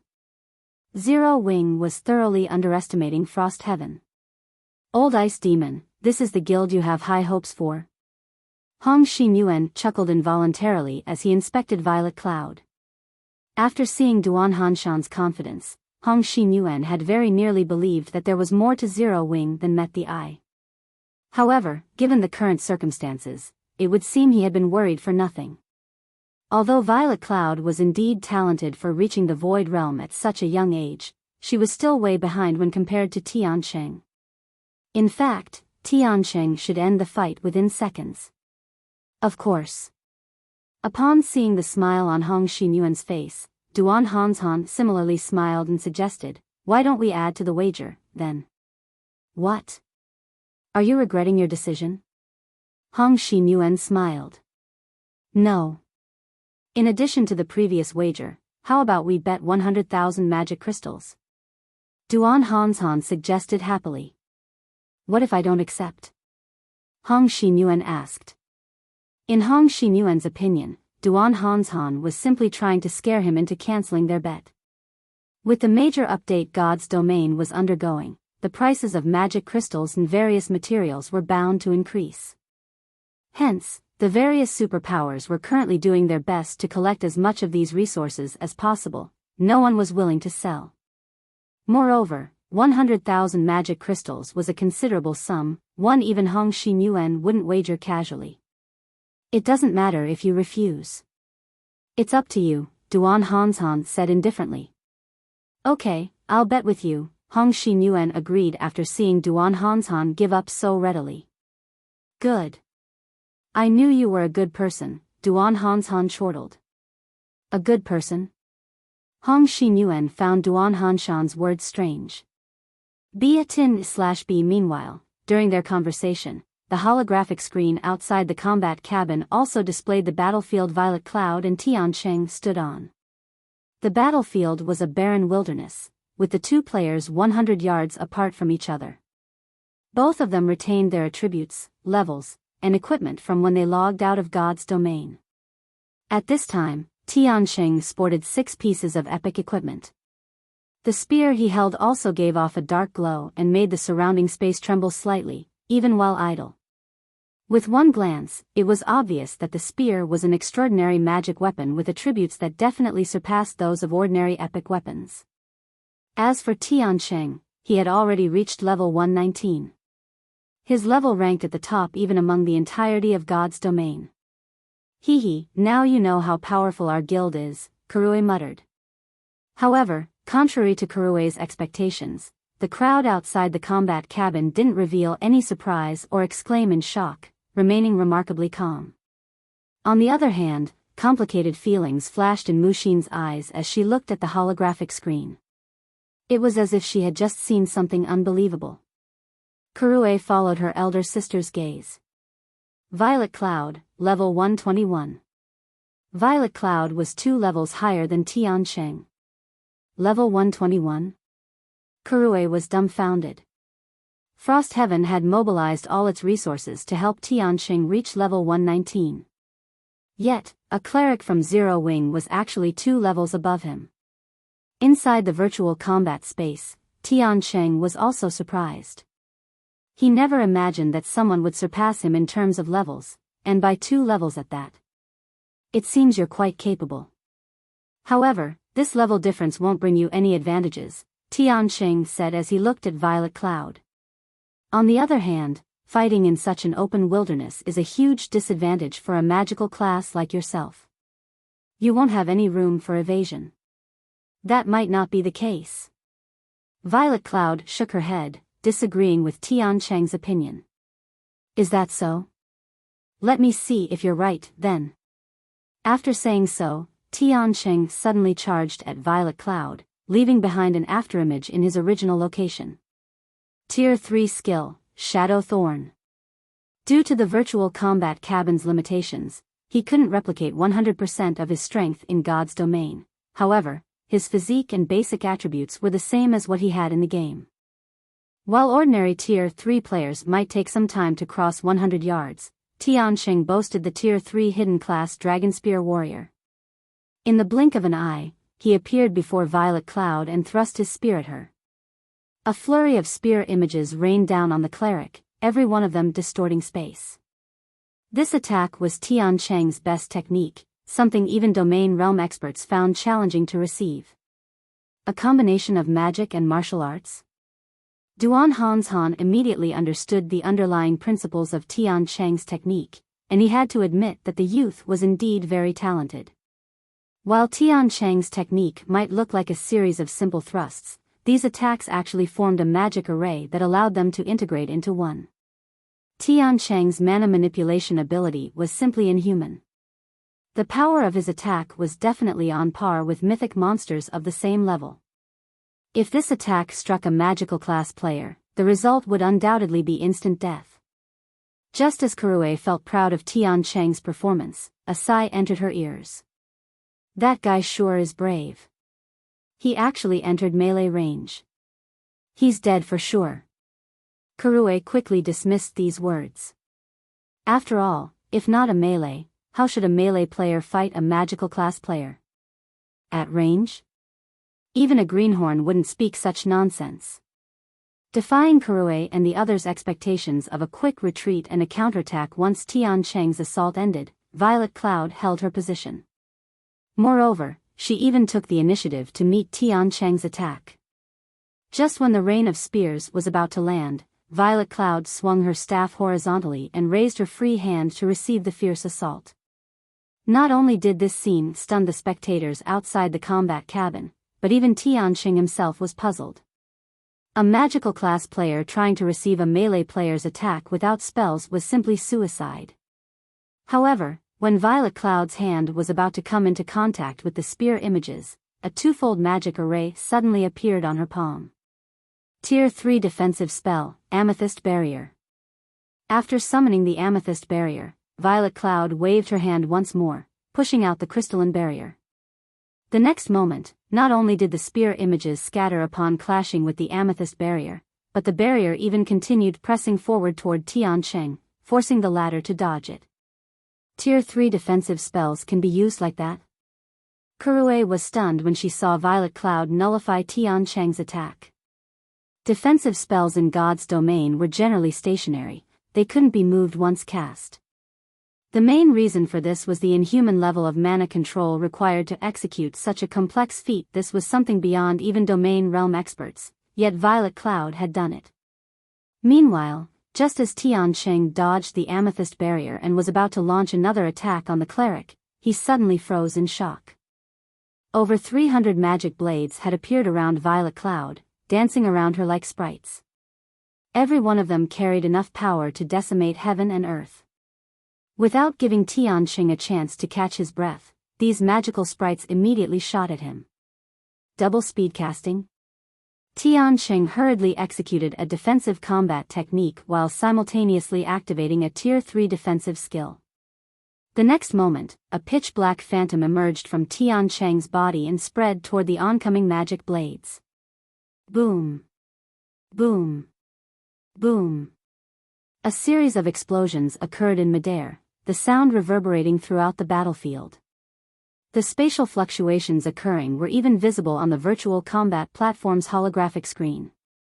Tianqing's defense could be said to be perfect. He had already reached consummate mastery over his domain. Every one of his actions had been simplified to the extreme, and they created an iron wall before him. 3 seconds later, a person's silhouette flew out of the dust veiling the battlefield and smashed into the ground. Read latest chapters at Wuxia World. EU, how is this possible? Kurue was stupefied when she identified this silhouette. After all, this person was none other than Tianqing. Chapter 2699, A Foregone Conclusion, Actually Lost? Tianqing wore a dazed expression when he woke up back inside the combat cabin. For a time, his thoughts lingered on the final moment of the fight. What exactly happened to Tianqing? How did he get defeated so suddenly? Questions flooded Kurue's mind as she stared at the holographic screen. Tianqing was clearly holding his own against the magic blades a second ago. Yet, in the next second, he got devoured by them. This situation was like a nightmare. Tianqing had combined a bronze defensive combat technique with a Tier 3 defensive skill. Even Tier 4 mythic monsters couldn't have harmed him. How could a Tier 3 cleric like Violet Cloud possibly land an attack on him? However, unlike Kurue, none of the spectators around the Frost Heaven contingent were surprised by this situation. Azure's members, in particular, even felt that this was a reasonable outcome. She seized his mana. Mushin gasped deeply as she looked at Violet Cloud's figure displayed on the screen. Her control over mana is already at the Tier 4 standard. She has full control over the mana within her sphere of control, and players below Tier 3 cannot use mana to fight her. In God's domain, players would start learning how to manipulate mana after reaching Tier 2. And to advance to Tier 3, they had to construct a mana body, which allowed them to manipulate the ambient mana to power and enhance their skills and spells. However, if players couldn't utilize the ambient mana, then their skills and spells would be drastically weakened. In contrast, once a player's control over mana reached the Tier 4 standard, they could control all the mana within a 50-yard radius or more. And within this range, the skills and spells they used would far surpass that of ordinary Tier 3 players. With the combination of these two effects, even though Tianqing had vastly superior combat standards, he was still no match for Violet Cloud in terms of overall combat power. Realization dawned upon Kurue when she heard Mushin's explanation, and complicated emotions filled her heart as she looked at Violet Cloud. She's not much older than me, right? Kurue mumbled to herself. Could she be the incarnation of a Tier 4 NPC? Not only did Violet Cloud reach the Void Realm standard at such a young age, but her control over mana had also reached the Tier 4 standard. This was a feat that veteran domain realm experts had yet to accomplish. Hong Xinyuan, sitting beside Kurue, reacted surprisingly calmly to the duel's outcome. In fact, a hint of appreciation even appeared in his eyes as he looked at Violet Cloud.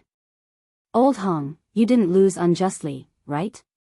Duan Hanshan asked as he stroked his beard. It seems you figured me out long ago. Hong Xinyuan didn't get angry over losing 15 bottles of S-rank nutrient fluid and 100,000 magic crystals. On the contrary, a smile even appeared on his face. Of course. Any well-informed superpower could find out about that matter. Duan Hanshan nodded. You didn't lose for nothing this time. You should know that Elder Sinful Flame lost to this young lady in our internal competition. You should be laughing at your harvest. However, what Duan Hanshan didn't know was that the current Violet Cloud was much stronger than when she fought against Sinful Flame. This time, she didn't rely on her staff to raise her concentration to the Tier 4 standard. Instead, she had reached Tier 4 by relying on herself. In other words, her mana control had improved by a significant margin. Yes, this is a worthwhile loss. Hong Xinyuan also couldn't help smiling at Duan Hanshan's words. This trip wasn't in vain, after all. Uncle Hong? Hong Xinyuan's happy reaction confused Kurue. That was 15 bottles of S-rank nutrient fluid and 100,000 magic crystals they were talking about. This was a significant sum, even for Frost Heaven. That's right. This is a worthwhile loss. Mushin also smiled. Frost Heaven's operation this time was of utmost importance. It might even affect the situation of God's domain. It was naturally better for the foreign aid they requested to be as strong as possible. Although Tianxing couldn't display his full strength with the virtual combat platform, the abilities Violet Cloud had revealed thus far were already more than enough to qualify her as a capable helper. Mushin, you did a good job this time, Hong Xinyuan praised Mushin. I am only trying to help the guild. Mushin smiled in delight. It wasn't easy to earn Hong Xinyuan's praise. Afterward, notify Black Flame that I will give Zero Wing 20 slots for our secret operation. Also, aside from the 100 bottles of S-rank nutrient fluid, the Boulder Corporation will also give Zero Wing 3 slots to enter the upper zone if the operation succeeds, Hong Xinyuan said, smiling. Uncle Hong? Mushin was shocked. For a moment, she even thought her ears were playing tricks on her. Uncle Hong, aren't you giving too much? Kurue's eyes were also wide with shock. She wondered whether Hong Xinyuan had lost his mind. Zero Wing was an outsider. Giving the guild some items and credits should already be more than enough. Yet, Hong Xinyuan was actually offering those precious slots as remuneration. If the corporation's grand elders were to learn of this, they would definitely jump in shock. After all, many of these grand elders' children and grandchildren didn't even get those slots. How generous of you, old Hong. If I remember correctly, you shouldn't have that many reserved slots in hand, right? Duan Hanshan was also astonished by Hong Xinyuan's decision. To ordinary people, entering the upper zone was but a dream. To the wealthy, this name was something they all desired. The upper zone was a special region the Green God Company had constructed, and only select megacities had it. In total, there were fewer than 60 upper zones worldwide. Meanwhile, the main reason why countless wealthy people sought to enter the upper zone was longevity and youth. According to statistics gathered 50 years ago, the average life expectancy of people living in the upper zones had already reached 130 years. In addition, residents could remain in their prime up to 80 years old. In other words, an 80-year-old person living in an upper zone could be as physically fit as a 50-year-old person living in the outside world. And this was only the statistics from 50 years ago. The upper zones offered many other benefits. However, only residents would know what these benefits were. Meanwhile, the number of people allowed to enter the upper zones every year was limited. Moreover, one wouldn't necessarily be able to enter an upper zone just by having money. One also needed to meet certain conditions. Of course, the Green God Company would also reserve a number of slots for the international corporations that were its partners. However, this number was so incredibly small that these corporations couldn't bear giving any of their slots to outsiders. Only those who had made great contributions could receive a slot. For Hong Xinyuan to offer 3 slots to Zero Wing was an unreasonably generous move. I can still afford to give away 3 slots, Hong Xinyuan said, clicking his tongue. However, while he pretended not to care very much, the distress in his eyes couldn't escape any of the experts present. It seems you have it tough, as well, Duan Hanshan said as he gave Hong Xinyuan a complicated look. Of those present, only he knew of some of the reasons behind Hong Xinyuan's decision. However, Duan Hanshan's words bewildered Mushin and Kurue. Alright, our goal has been achieved. We should go now. Hong Xinyuan chuckled without giving an explanation. He then turned around and walked out of the lobby, showing no intention of staying even a moment longer. After Hong Xinyuan's group left, Gu Han, who was standing some distance away, approached Duan Han's Han. Elder Duan, why did Frost Heaven pay Zero Wing a visit this time? Gu Han asked out of curiosity. It's nothing important. Duan Han's Han took a deep breath, complex emotions darkening his eyes as he watched Hong Xinyuan's group exit the building. It's just that a big change is imminent, and the time you youngsters have is dwindling. Read latest chapters at Wuxia World. A big change? Gu Han grew even more confused at Duan Hanshan's words. Just as Gu Han was about to ask more questions, Liang Jing walked out of an elevator and approached them. Elder Duan, our guild leader would like to see you, Liang Jing said respectfully. It seems your guild leader finally decided to come out. He really kept this old man waiting. Nodding, Duan Hanshan continued, it just so happens I want to talk to him about the Dragon Phoenix Pavilion. Lead the way. This way, please, Elder Duan. Liang Jing led Duan Hanshan to the express elevator to the building's top floor. Chapter 2700, Dragon Phoenix Pavilion's Disappearance. Zero Wing Tower, top floor reception room. Shifeng, meeting you truly isn't easy. This old man has waited 2 whole days, Duan Hanshan said facetiously as he took a sip of tea on the sofa. Despite Duan Hanshan's jocular words, a hint of surprise flashed in his eyes as he looked at Shifeng.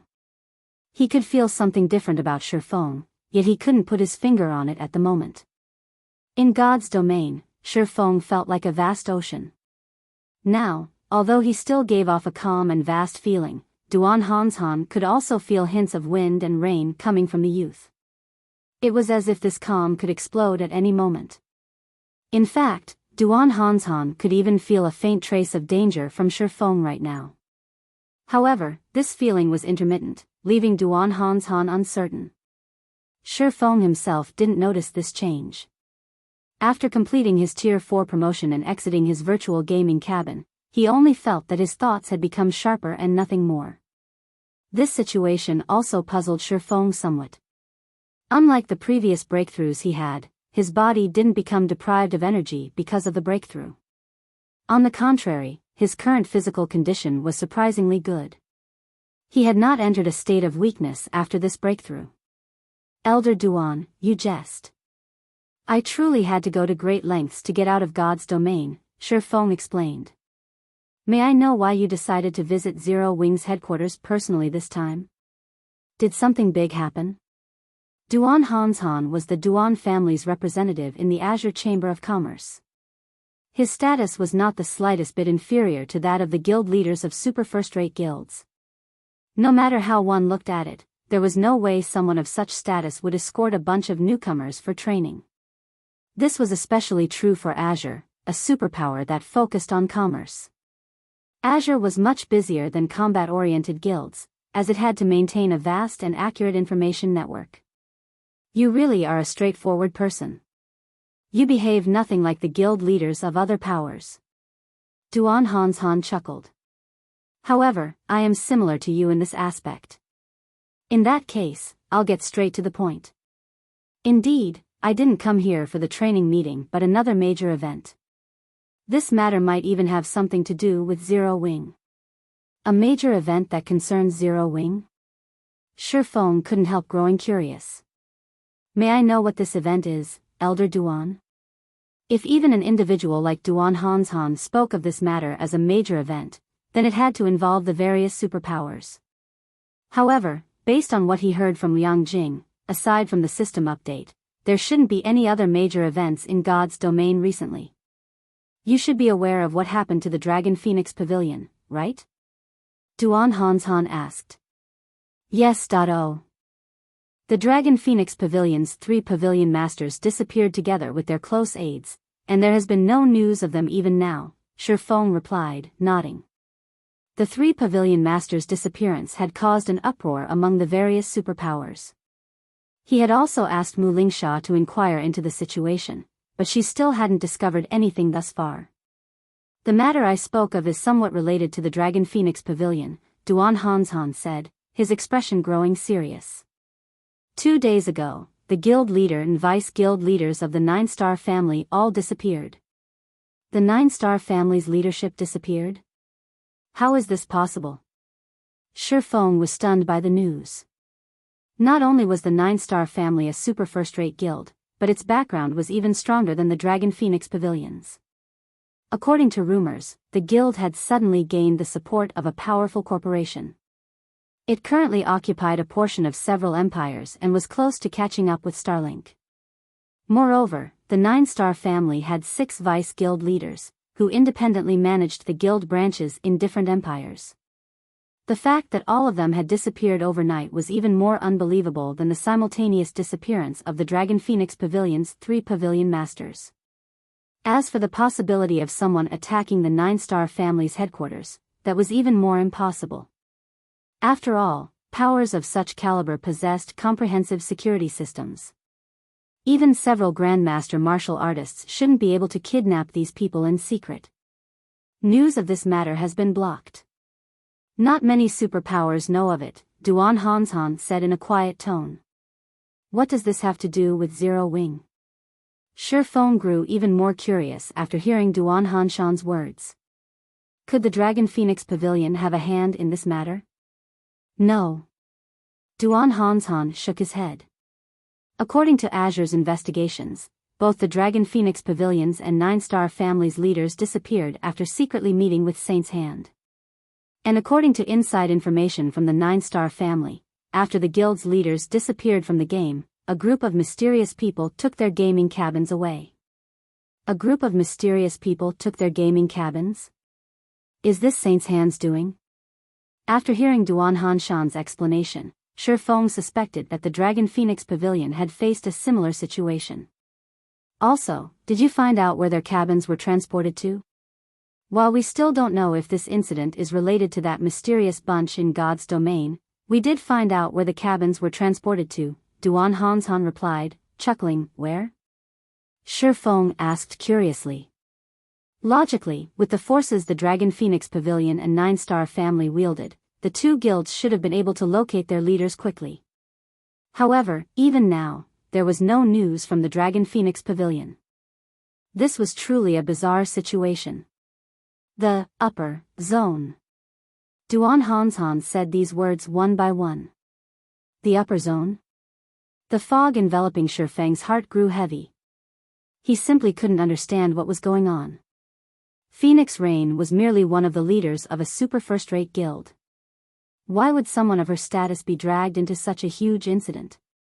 Shifeng knew a little about the upper zone. It was a special region capable of extending the lifespan of its residents. However, not just any wealthy person could enter it. In the eyes of the upper zone's residents, ordinary corporations were no different from ants. Even the leaders of the major corporations backing the Azure Chamber of Commerce would have to maintain a low profile while inside the upper zone, all the more someone like Phoenix Rain. It wouldn't be far-fetched to say that there shouldn't be any relations between Phoenix Rain and the upper zone. Saint's Hand is deeply involved in this matter. I came here this time to tell you that it's best not to provoke Saint's Hand too much during this time. Who knows? Zero Wing might end up becoming the next 9-star family, Duan Hanshan warned earnestly. Provoke Saint's Hand? Revealing a bitter smile, Shifeng said, I've never taken the initiative to provoke them. To occupy the Orc Empire, Saint's Hand had already set its sights on Silverwing Town. It wasn't that he wanted to provoke Saint's Hand. Rather, the other party had already resolved to take his life. However, you don't have to worry too much about this, either, Duan Hanshan said, chuckling. Don't need to worry? Shifeng asked, puzzled. Although he had adequate strength now, he was certain the security of Zero Wing's headquarters was far from comparable to that of the 9-star families and Dragon Phoenix Pavilion's headquarters. Frost Heaven's Hong Xinyuan has promised that so long as Zero Wing helps Frost Heaven complete the task you two agreed on, he will give Zero Wing 3 reserved slots to enter the upper zone, Duan Hanshan said, smiling. This is the opportunity of a lifetime. Any superpower would laugh to death if they received such a wonderful opportunity. You should know how extraordinary the upper zones are. Those places are possibly the safest locations in the world. Although both the 9-Star Family and Dragon Phoenix Pavilion were super first-rate guilds, the corporations backing them lacked the power to secure slots to enter the upper zone for the guild's leadership. Otherwise, the two guilds wouldn't have faced such a predicament. This piece of news rendered Shifeng speechless. Just what is Frost Heaven trying to do for it to be so generous? These were reserved slots for the upper zone they were talking about. All else aside, just the upper zone security aspect was already more than enough to make the various superpowers guild leaders go crazy. During his previous life, even when the guild leaders of first-rate guilds offered billions of credits, they still couldn't secure a slot in the upper zone. Only the guild leaders of super first-rate guilds could barely manage to do so. Yet, now, Frost Heaven was actually offering 3 slots to Zero Wing. At this moment, Shifeng wouldn't be surprised if Frost Heaven wanted Zero Wing to mount a full-on assault on the 5 great super guilds. You're quite lucky, honestly. If it were any other time, Frost Heaven most likely wouldn't offer such a price for Zero Wing's help, Duan Hanshan said, sighing. As for what exactly Frost Heaven wants Zero Wing to do, I can't reveal it to you now. Someone from Frost Heaven will notify you when the time comes. In any case, it isn't a simple task. Zero Wing has to be careful. Otherwise, it wouldn't be surprising if Zero Wing were to perish. Thank you for your reminder, Elder Duan. Shifeng sincerely thanked Duan Hanshan. Duan Hanshan's willingness to reveal the Dragon Phoenix Pavilions and Saint's Hands matters to him already demonstrated Azure's sincerity in its partnership with Zero Wing. Shifeng naturally had to show his appreciation. Azure hasn't done anything noteworthy. How you'll proceed in the future is still up to you to decide, Duan Hanshan said, chuckling. Seeing as Shifeng was willing to accept the Azure Chamber of Commerce's kindness, his task here was done. Alright, I should go now. After saying so, Duan Hanshan left the reception room. He didn't even let Shifeng send him off as he silently disappeared from Zero Wing's headquarters. Guild leader, what should we do now? Liang Jing asked worriedly after Duan Hanshan left. Read latest chapters at Wuxia World. EU Saint's Hand posed too much of a threat. If they didn't act carefully, they might very well end up like the Dragon Phoenix Pavilion and 9-Star Family. We can only take things as they come, Shifeng said. However, we'll have to reorganize our plans. Once God's Domain system update ends, have all of Zero Wing's main force members gather at Silverwing City. It's about time Zero Wing underwent some changes. God's Domain's major updates were extraordinary, each triggering a complete shift in the game's structure. Since the first major update came a little sooner than expected, he would have to start overhauling Zero Wing's expansion plans. Otherwise, the guild wouldn't even have scraps to fight over, let alone contending against Saint's Hand and the various superpowers. I understand.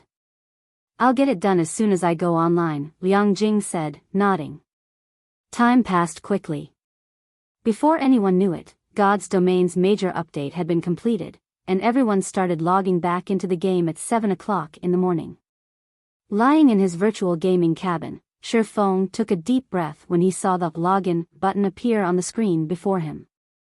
Login.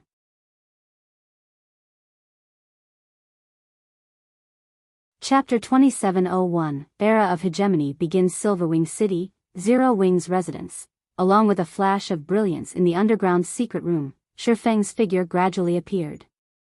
Unlike the previous times he had logged into God's Domain, Shifeng now felt a little dizzy, the dizziness lasting for several seconds. And when he recovered, he found that everything in front of him seemed completely different. If the previous God's Domain looked like an extremely high-definition image in Shifeng's eyes, then the current God's Domain looked like the real thing. In other words, the sense of reality he got from the game was on a completely different level. This kind of realism is so nostalgic. A smile appeared on Shifeng's face when he perceived his current situation. Most players wouldn't notice any significant changes in the game's realism after the major update. However, for Shifeng, who had fought in God's Domain for 10 years in his previous life, the changes were distinct. Previously, he constantly felt as if there was a barrier between his body and brain. He couldn't control his virtual body as easily as he did his real body no matter what. However, this barrier was now gone. It was like the difference between 99% and 100%. This kind of change might not mean anything to ordinary players, but the difference was massive for expert players. Take humans and gorillas, for example. Despite there being only a 1% genetic difference, the two were worlds apart. Combat in God's domain was different from combat in the real world. Due to physical limitations, there were many techniques the human body could not exhibit in the real world. Take a child trying to lift a 1-ton sword, for example.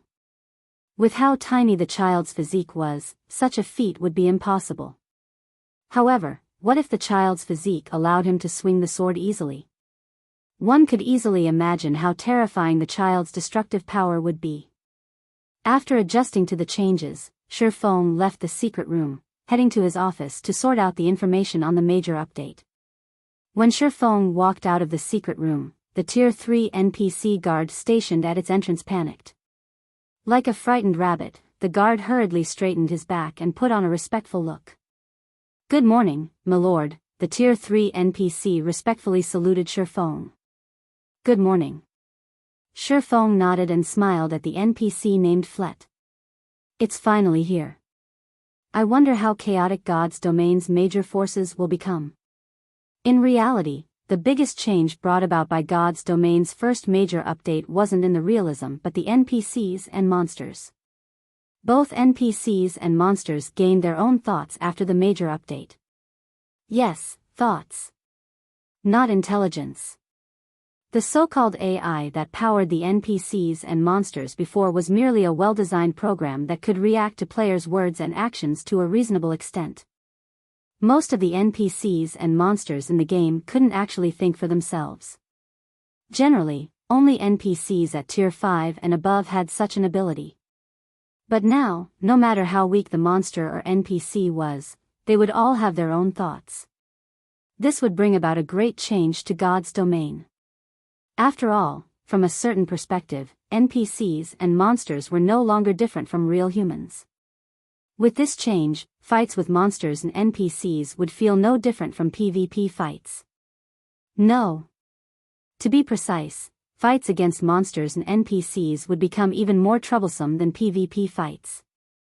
Unlike players, monsters and NPCs were accustomed to fighting in God's domain. Some monsters and individual NPCs had started fighting at birth and accumulated 10, 20, 30 years or more of experience. Their combat experience far exceeded that of ordinary players that had been in God's domain for only 1 or 2 years. However, this still wasn't the greatest impact on God's domain's players. What would really affect players were the changes in the behavior of NPCs and monsters. From now on, NPCs would not only actively hunt monsters but also compete with players for various quests and resources at the Adventurers Association. They would even contest for the precious resources and opportunities needed for class promotions. When the first major update hit God's domain in the past, this change had given the various powers a huge headache. After all, not only had they lost their monopoly on resources, but NPCs and monsters had even stolen a significant portion of these resources. Of course, this change came with its benefits, as well.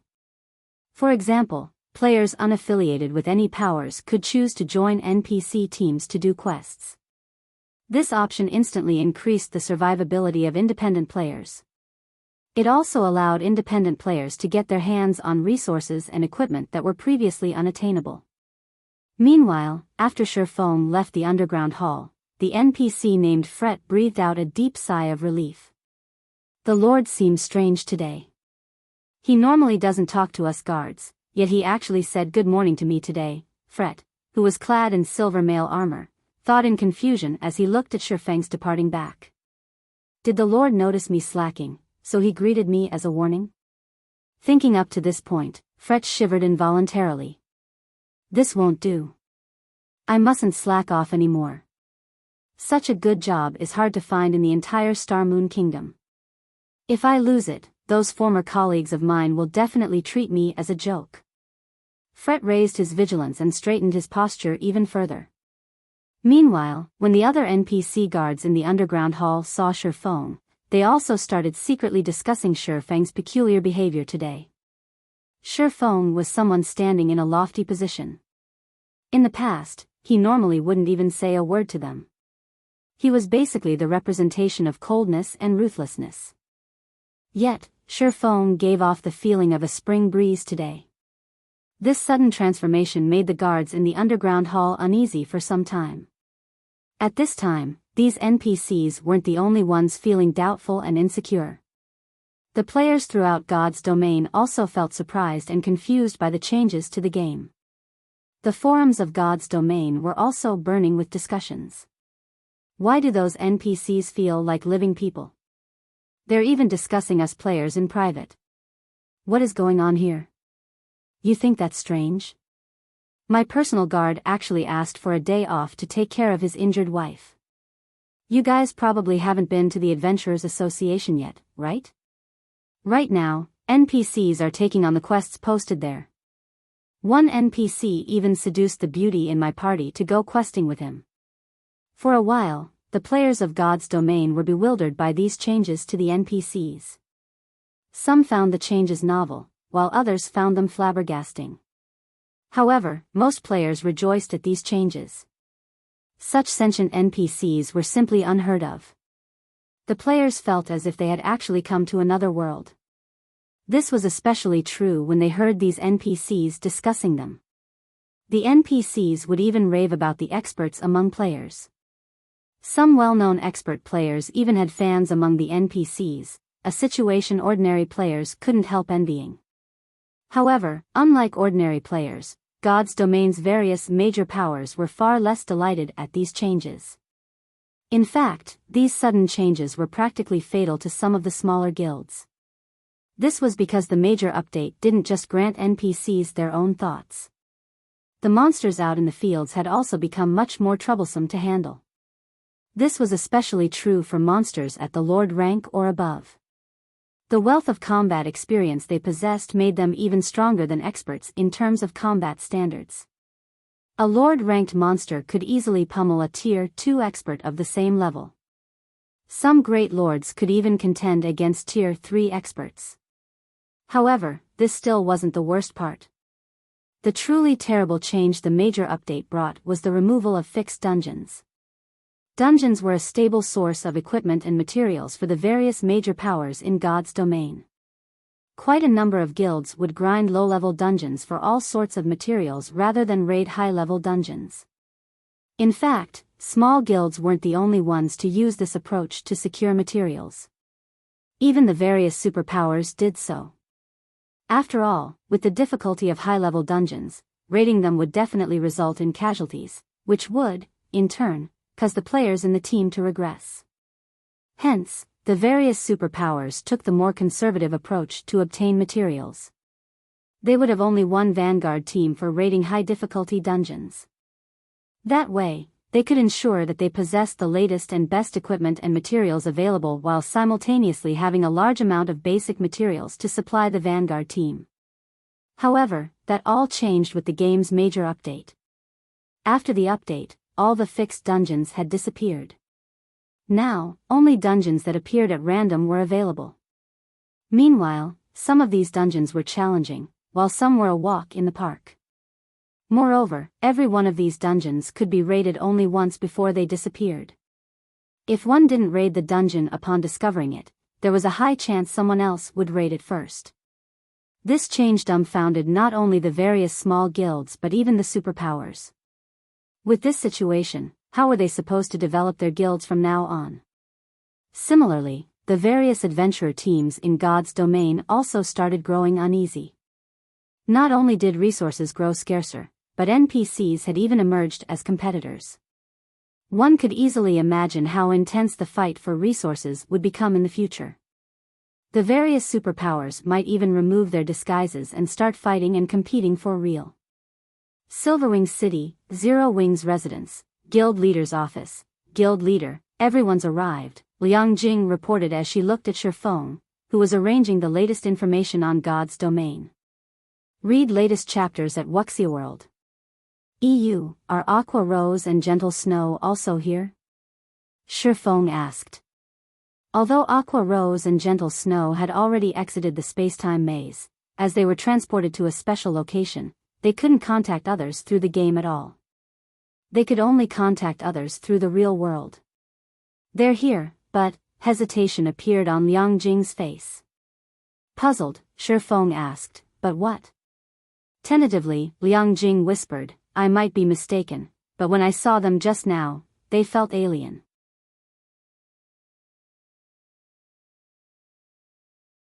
Chapter 2702, Silence, Alien? Shifeng failed to comprehend Liang Jing's words for a moment. As his assistant, Liang Jing didn't just take care of affairs in Zero Wing's headquarters. Normally, she would also help Gentle Snow and Aqua Rose with tasks in God's domain. Hence, she had frequent contact with the two vice guild leaders. In fact, Liang Jing should be even more familiar with them than he was. Gentle Snow and Aqua Rose had been absent from the guild for only some weeks.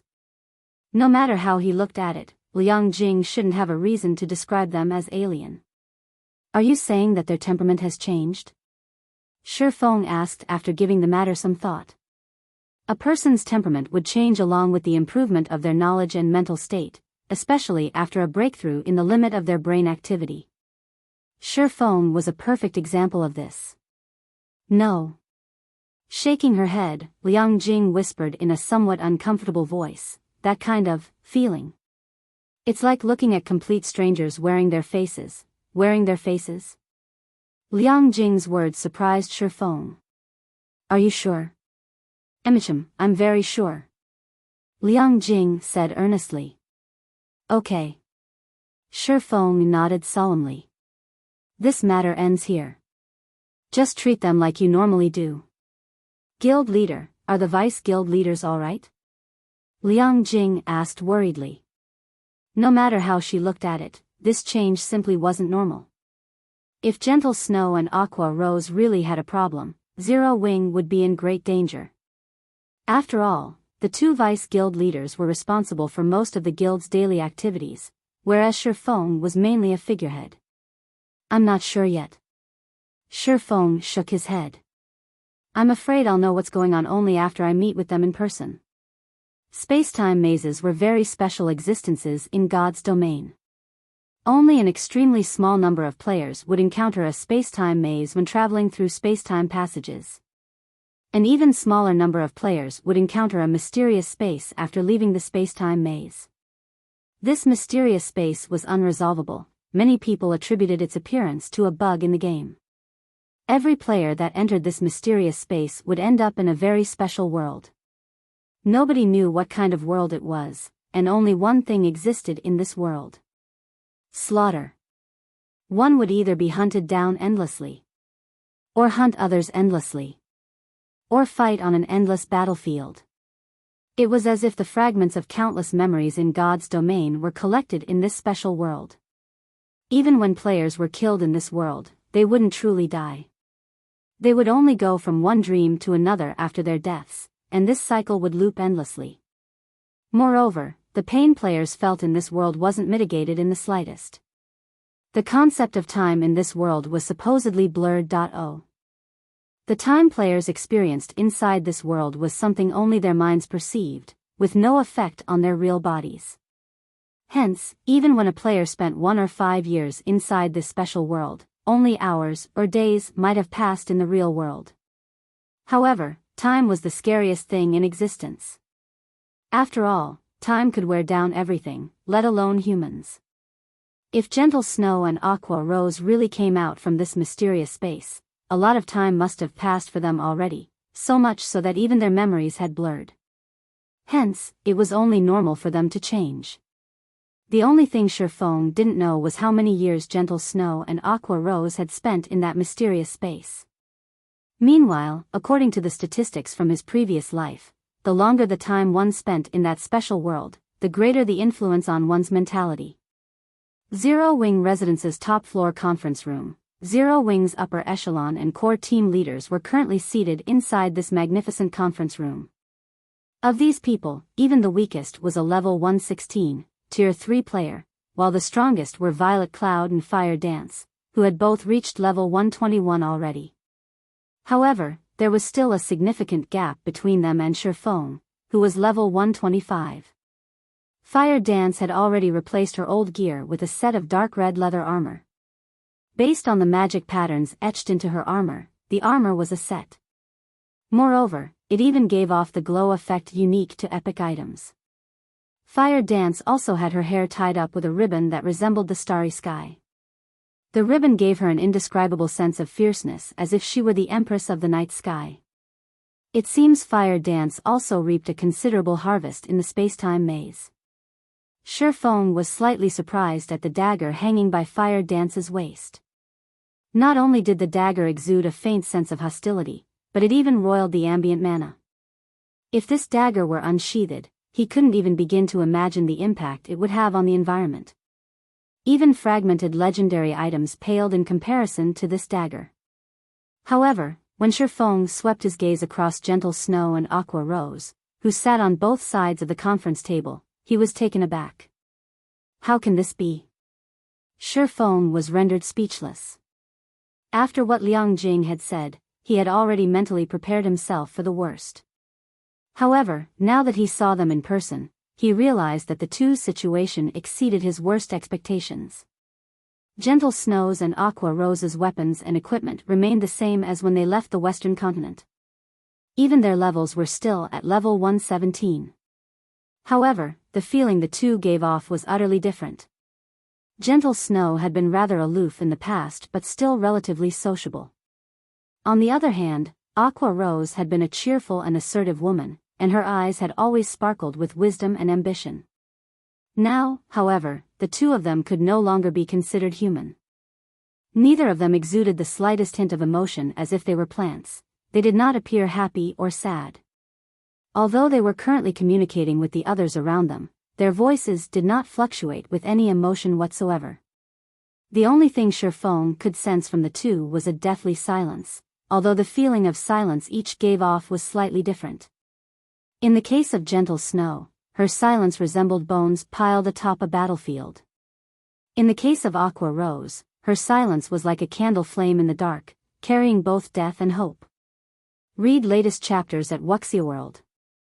Besides Shifeng, everyone else inside the room also sensed the changes in Gentle Snow and Aqua Rose. If not for the Gentle Snow and Aqua Rose they retained in their memories, everyone might have even had the urge to flee the scene immediately. Guild leader, did something happen to the two vice guild leaders? Yulan asked Shifeng through a whisper. The change to Gentle Snow and Aqua Rose might not be noteworthy for those unfamiliar with them. But for those who were, this change was simply terrifying and creepy. Given how they are now, it seems something must have happened, Shifeng answered, not hiding the truth. After all, this was obvious to everyone present. During the time Zero Wings members were secretly discussing Gentle Snow's and Aqua Rose's changes, Shifeng also shifted his gaze to the two of them. How long did you two live in that world? Shifeng asked them through a whisper.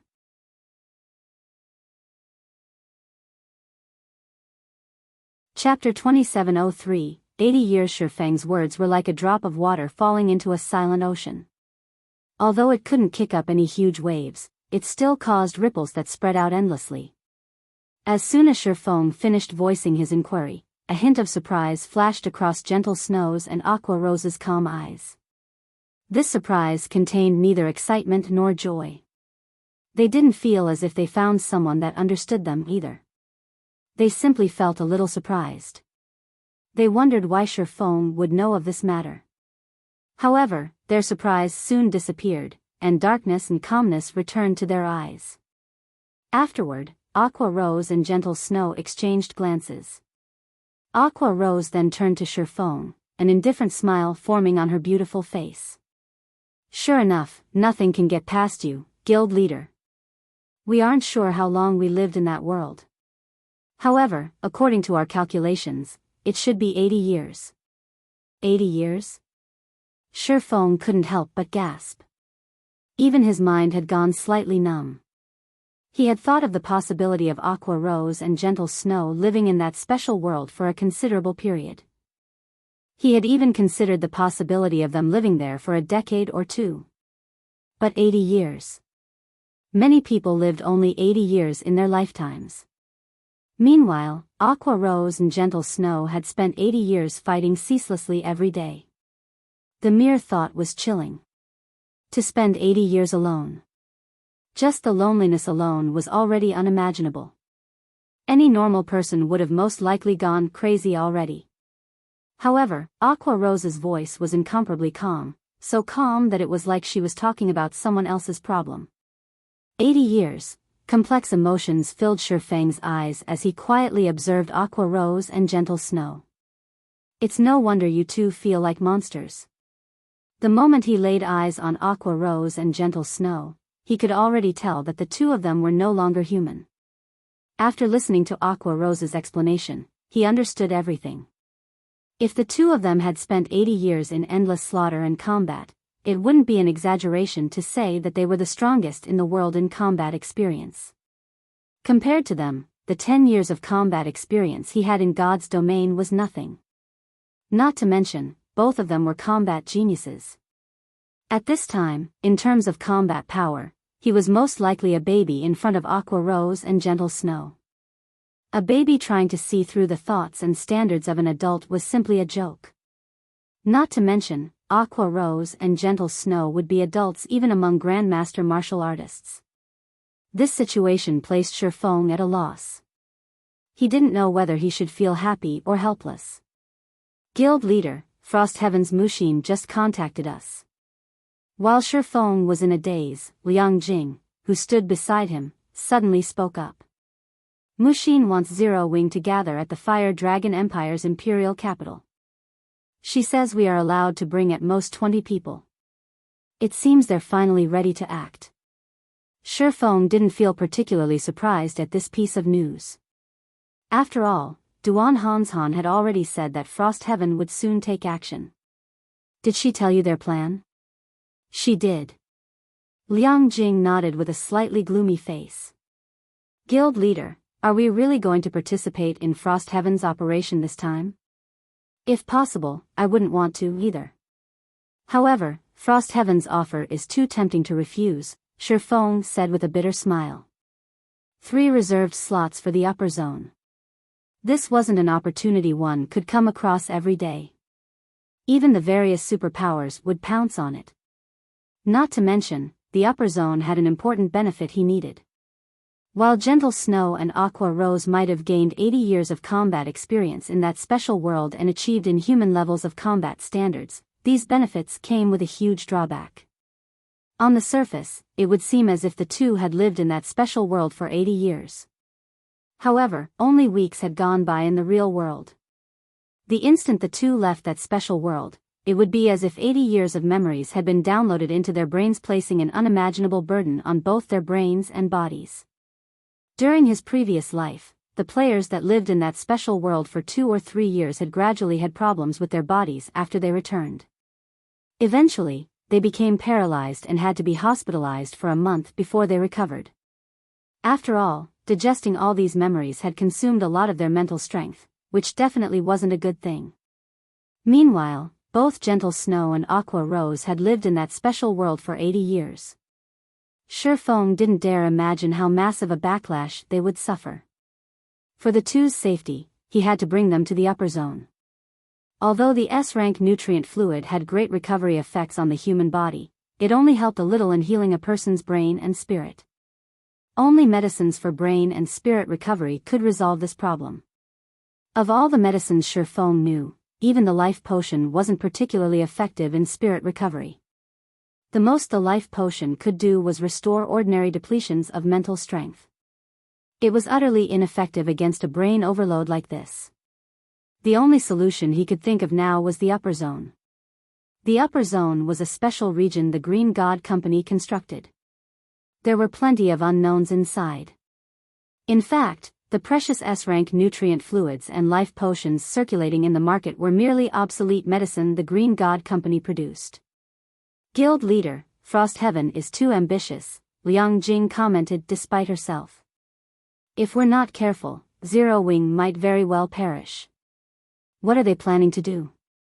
Shi Feng asked curiously.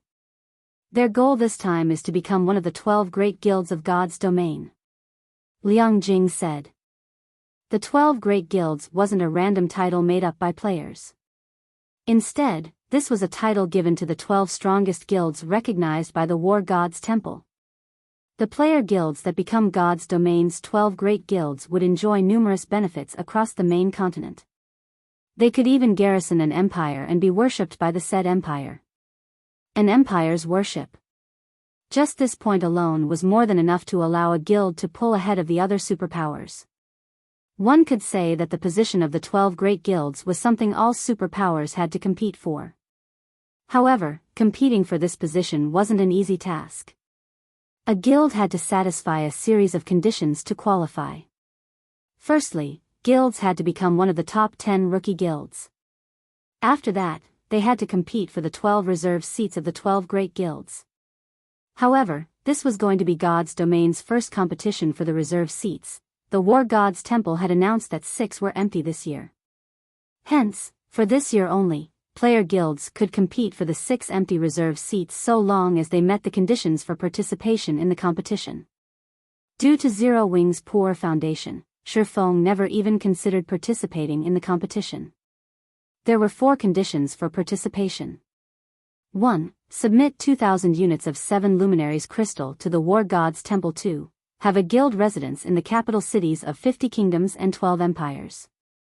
Simultaneously, the registering guild must also have the status of a 4-star guild. 3. Have over 1,000 Tier 3 players in the guild. 4. Have 30 guild cities under the guild's name.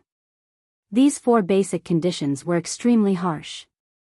Ordinary guilds shouldn't even dream of participating in the competition.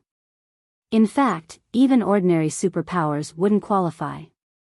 Only the exceptionally strong superpowers could just barely meet the conditions. According to the information Zero Wing obtained from the secret pavilion, close to 20 super first-rate guilds and super guilds would participate in the competition for the reserve seats, every one of them a titan in the virtual gaming industry. One could easily imagine how intense the competition would be. No wonder Frost Heaven made such a lucrative offer. Realization also dawned upon Shi Feng.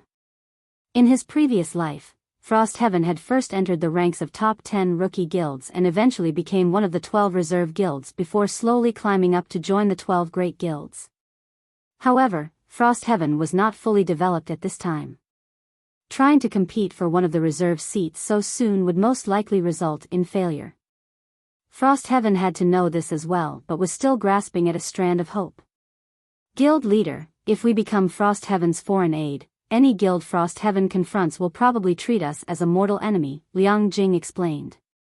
The position of the 12 reserve seats was a throne built atop countless bones.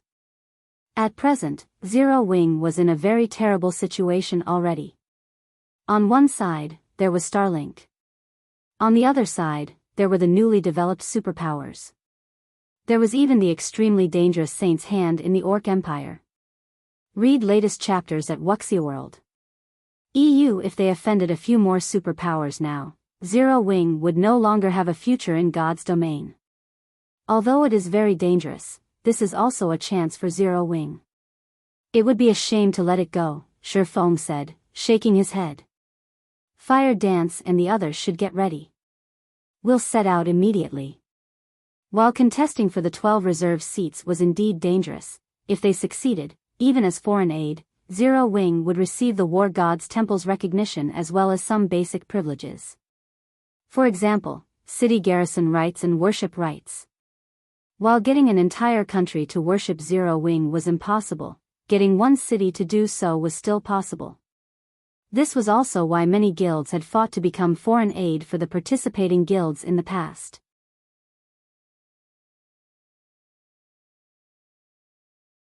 Chapter 2704, Maddening Start. Fire Dragon Empire, Flame Dragon City. Groups of players in black cloaks walked through the crowded commercial district of the imperial capital. What's going on? Why are there so many cloaked players on the streets today? Moreover, every one of them is so strong, a level 56, Tier 1 player, who came to the commercial district to upgrade his equipment, exclaimed in surprise when he saw the procession of cloaked players. Although Flame Dragon City was normally crowded with players, today's foot traffic was much more exaggerated than usual. Moreover, not only was the foot traffic triple the regular volume, but many of these new arrivals also gave off a strange vibe. In fact, players weren't the only ones wearing black cloaks. There were plenty of cloaked NPCs walking through the city as well, and every one of them radiated a terrifying aura. Although the city's resident NPCs were holding private discussions over this change, now that NPCs could think for themselves, they were deliberately avoiding players while discussing. This is normal. You've just started playing 5 Domain recently, so you might not know this, but today is the competition for the reserved seats of God's Domain's 12 Great Guilds, a level 109, Tier 3 man explained to the newcomer of his guild. God's Domain's 12 Great Guilds. The rookie shield warrior was surprised at his senior's words. Isn't that something determined by the Virtual Gaming Association? In the real world, the Virtual Gaming Association determined the publicly recognized super guilds annually. These positions were mostly fixed, very few changes would occur every year. No. This event is hosted by the War God's Temple to determine God's Domain's 12 strongest guilds. It isn't a competition hosted in the real world, the Tier 3 man explained, chuckling. Does our guild have a chance to participate too? The rookie shield warrior asked, a hint of fighting spirit surfacing in his eyes. He had never heard of such a huge event happening in God's Domain before. Moreover, with God's Domain's current popularity, it wouldn't be an exaggeration to call it the world's biggest competition. If he could stand out in this competition, he would definitely rise to prominence. Currently, the various major corporations were offering unprecedented prices to recruit experts in God's Domain. In fact, the top 50 experts on the God's Domain's experts list made even more money than A-list celebrities. We want to join, but the entry threshold is just too high. Even first-rate guilds aren't qualified. The Tier 3 man smiled bitterly. Nowadays, the various powers of God's Domain were all talking about the reserve seat competition. Even NPCs were discussing it. The competition's influence was unprecedented. In such a major competition, let alone securing one of the reserve seats, just being able to participate would already serve as proof of a guild's strength. In that case, is everyone here to participate in the competition today? The rookie shield warrior asked. The cloaked people are most likely participants. As for everyone else, they should be here to spectate, the Tier 3 man explained. Spectate? Can we go watch, as well? The rookie asked eagerly. I'm afraid that's not possible, the Tier 3 man replied with some embarrassment. The entry fee alone is 300 gold, while the VIP rooms cost 5,000 gold and 20 units of 7 luminaries crystal. Moreover, there are only 1,000 VIP rooms available. 300 gold was a huge sum, even for current Tier 3 players. In fact, most Tier 3 players didn't have 300 gold in their pockets. After all, with how high a Tier 3 player's daily expenses were, saving a lot of money was simply impossible. As for the VIP rooms, they were for the exclusive use of large guilds, individuals simply couldn't afford them. The 5,000 gold aside, just the 20 units of 7 luminaries crystal was already more than enough to distress first-rate guilds, what more second- and third-rate guilds. At this moment, the Tier 3 man wasn't the only person feeling embarrassed over this situation. Most of the other Tier 3 experts on the street also sighed. Spectating such a major competition would most likely yield a lot of benefits. I know, right? I heard that nearly 30 superpowers would participate in the competition, nearly 1/3 of them super guilds. Moreover, these superpowers are all sending their best. This is going to be the battle of a lifetime. I heard that too. Right now, everyone's going crazy over the VIP rooms. Some second- and third-rate guilds are even offering to pay double the price to get a room. Upon overhearing the discussions of other players on the street, the players who couldn't afford an entrance ticket yearned for one. God's domain's various superpowers rarely waged war. They generally only fought in small skirmishes. However, the superpowers were now going all out.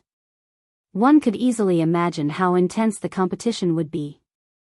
Meanwhile, such a major competition was held only once a year. Flame Dragon City, War God's Temple. At this time, the various superpowers members had already thronged the majestic headquarters of the Fire Dragon Empire's War God's Temple, numbering in the tens of thousands. Even the War God's Temple had no choice but to dispatch level 180 guards to maintain order. Meanwhile, on the top floor of a high-class restaurant near the War God's Temple, these superpowers are really being careful. Every one of their participating members has hidden their statistics and strength with black cloaks, Mu Lingsha said, her lips curled in disappointment as she looked at the crowd outside. That's normal. This competition is going to determine which superpower will hold hegemonic rights over God's domain.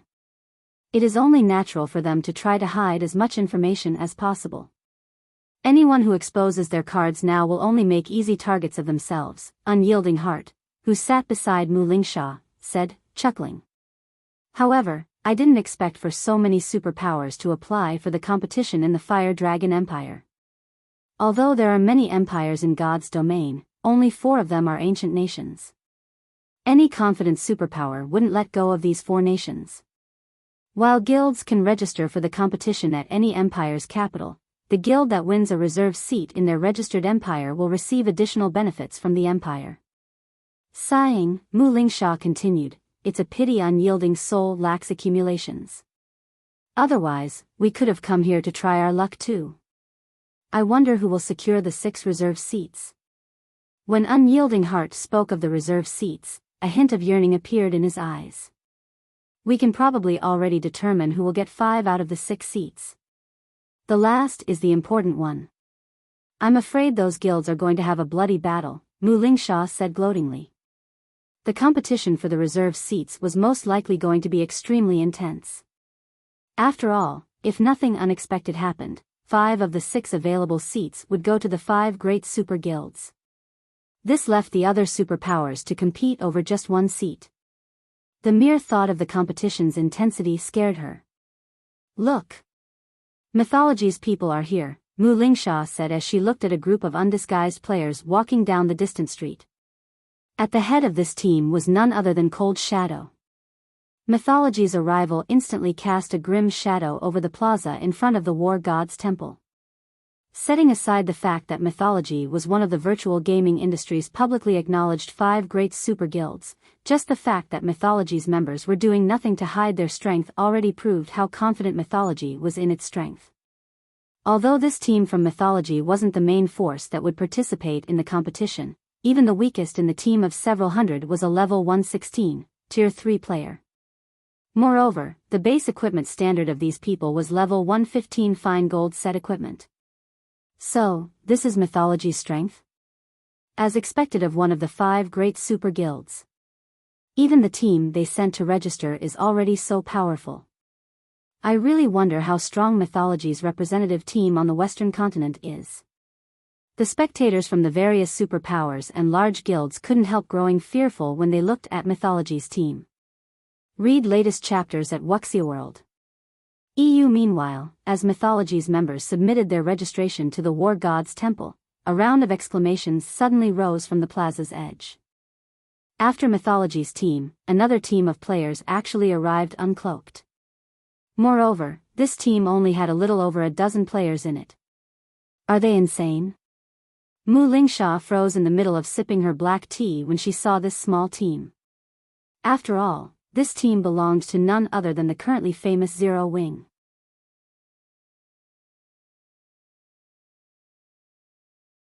Chapter 2705, We Have Our Way, They Are As Bold as Ever. Cold Shadow, who was registering Mythology for the competition before the War God's Temple, was slightly surprised to see Shifeng and the others among the crowd. They're tired of living, a nearly 3-meter-tall, heavily armored man standing beside Cold Shadow said disdainfully. Previously, they rejected your kindness and missed out on a great opportunity. Now, they actually dare take part in this event, even exposing their own data. They shouldn't think of getting through the foreign aid selection at this rate. The various superpowers had all recruited foreign aid for this competition. However, due to the rules, they could recruit only 100 outside helpers, at most. Moreover, each helper cost 30 units of 7 luminaries crystal to register, a huge burden on the various superpowers' finances. To make matters worse, recruiting foreign aid was one thing. Whether the recruited foreign aid could pass the preliminary selection and earn points for the guild they supported was another thing altogether. If the recruited foreign aid didn't pass the preliminary selection, then all the 7 luminaries crystals spent would go down the drain. Due to these reasons, the various superpowers wouldn't let go of even the slightest chance to defeat their opponents, let alone give away advantageous information to their opponents. With the classes in God's domain countering each other, even peak experts would have trouble when going up against opponents that countered their class. In a situation where one side thoroughly understood their opponent's basic attributes and equipment, that side could accurately arrange the appropriate manpower to suppress their opponents. Now that Zero Wing had leaked all this information, its members would be hard-pressed not to get targeted. What is that black flame thinking? Did nobody tell them that this operation requires concealment? The eyes of a group of cloaked players standing at the edge of the plaza nearly fell out of their sockets when Zero Wing's members came into sight. The competition for the 12 Great Guilds reserve seats was an event of utmost importance. The various superpowers had spent a lot of effort just to hide their strength. Some superpowers had even purchased camouflage items for some of their ace members for fear that these members would get perfectly countered. However, Zero Wing had done none of that and boldly displayed its information to the various superpowers.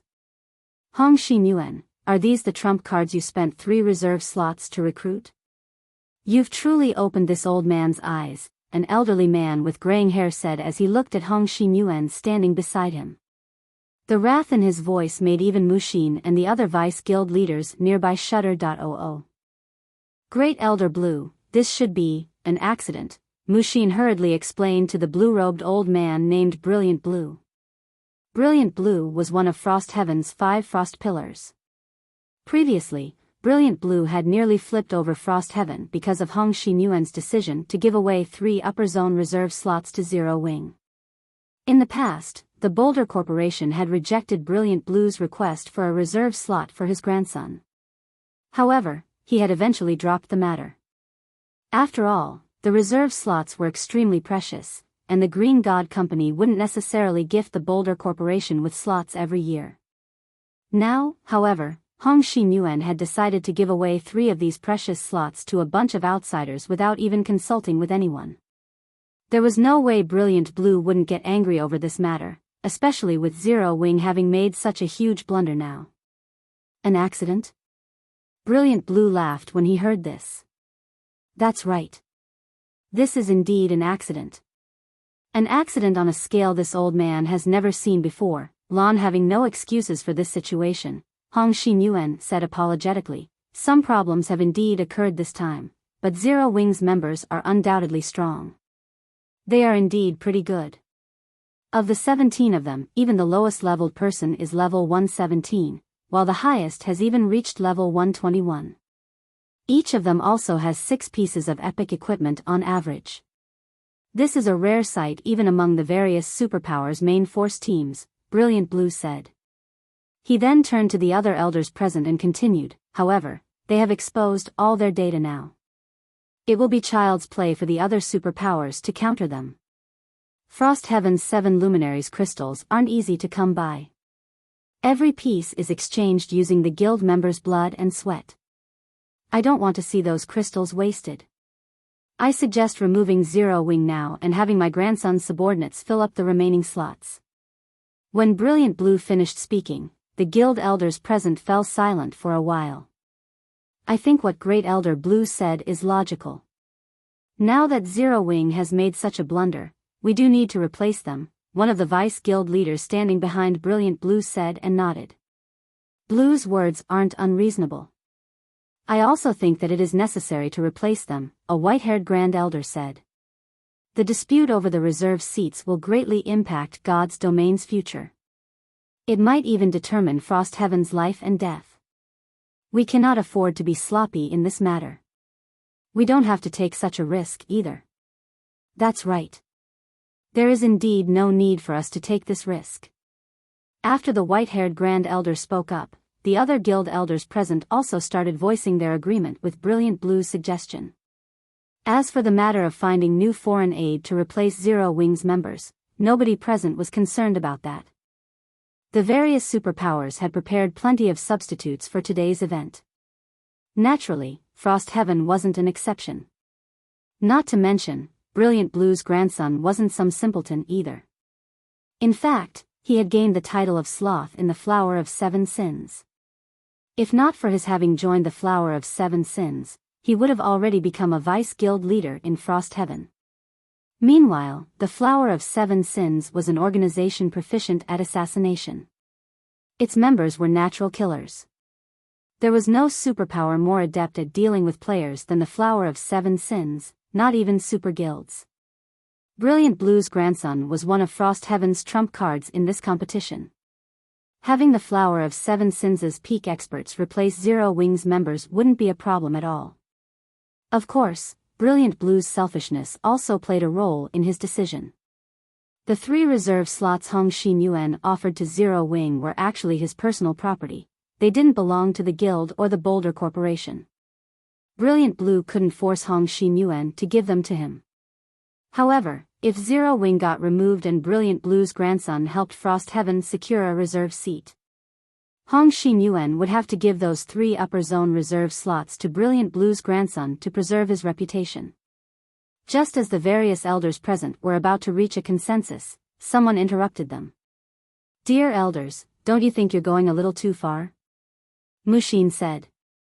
"Mushin, where do you think we've gone too far? Do you find my words unreasonable?" Brilliant Blue asked in dissatisfaction. "What you said indeed makes sense, Great Elder Blue." Mushin nodded. "However, Uncle Hong contributed nearly half of the 7 luminaries crystals we used to recruit foreign aid this time. If not for his contribution, Frost Heaven would have had difficulty collecting so many crystals. Now, Uncle Hong is only taking 17 slots for his own use, yet you are arbitrarily deciding to replace Zero Wing already. Isn't that a bit much? At least let Uncle Hong decide this matter himself." At Mushin's words, the Grand Elders and elders present fell silent. What Mushin said was the truth. Without the 7 luminaries crystals Hong Xin Yuan contributed, they really wouldn't have been able to register so many outside helpers for the competition. Now, Hong Xin Yuan wasn't even using 1/5 of the total slots. They indeed didn't have the right to reject or help Hong Xin Yuan decide.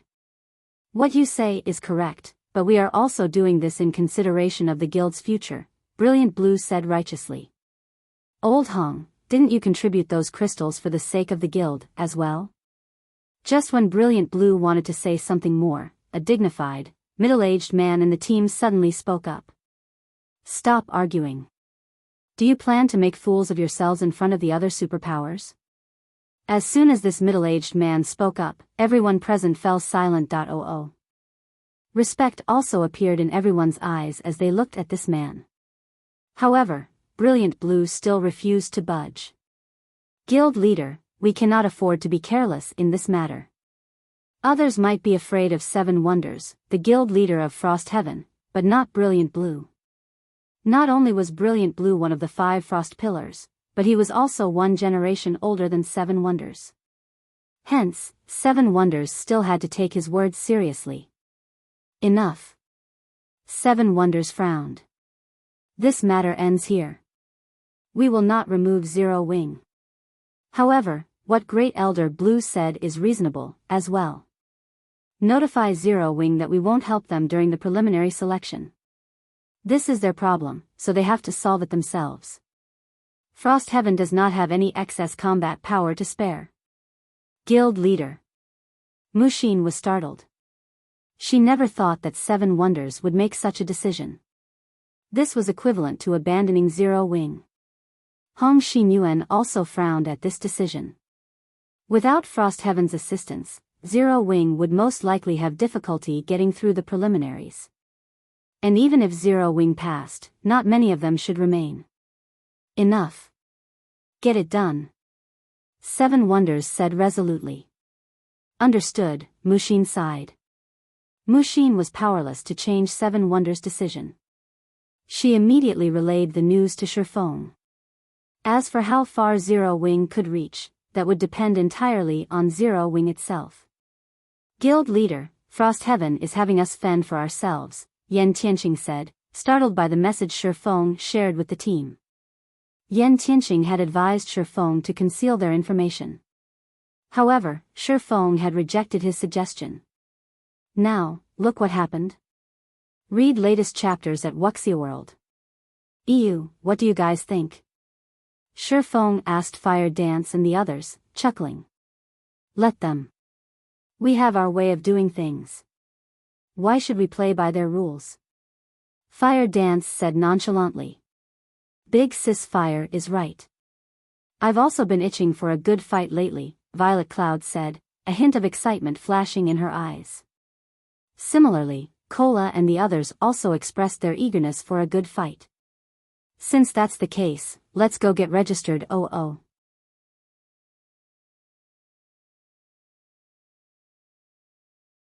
Chapter 2706, Selection Battle inside a high-class bar near the War God's Temple's Plaza. A feminine man in a light gray cloak appeared silently beside a handsome young man drinking red wine inside the bar. As if the feminine man did not exist, none of the bar's other occupants noticed his arrival. Young master, it'll be difficult to get those reserve slots. Seven Wonders did not remove Zero Wing. He only decided to let Zero Wing fend for itself, the feminine man whispered. Zero Wing's members have registered already. Now, all they have to do is wait 3 hours for the preliminary selection to begin. Zero Wing sure is lucky not to get removed even after making such a blunder. The handsome young man named Sorrowful Heaven frowned slightly, then said coldly, however, Zero Wing shouldn't even think of getting its hands on even one of those reserve slots.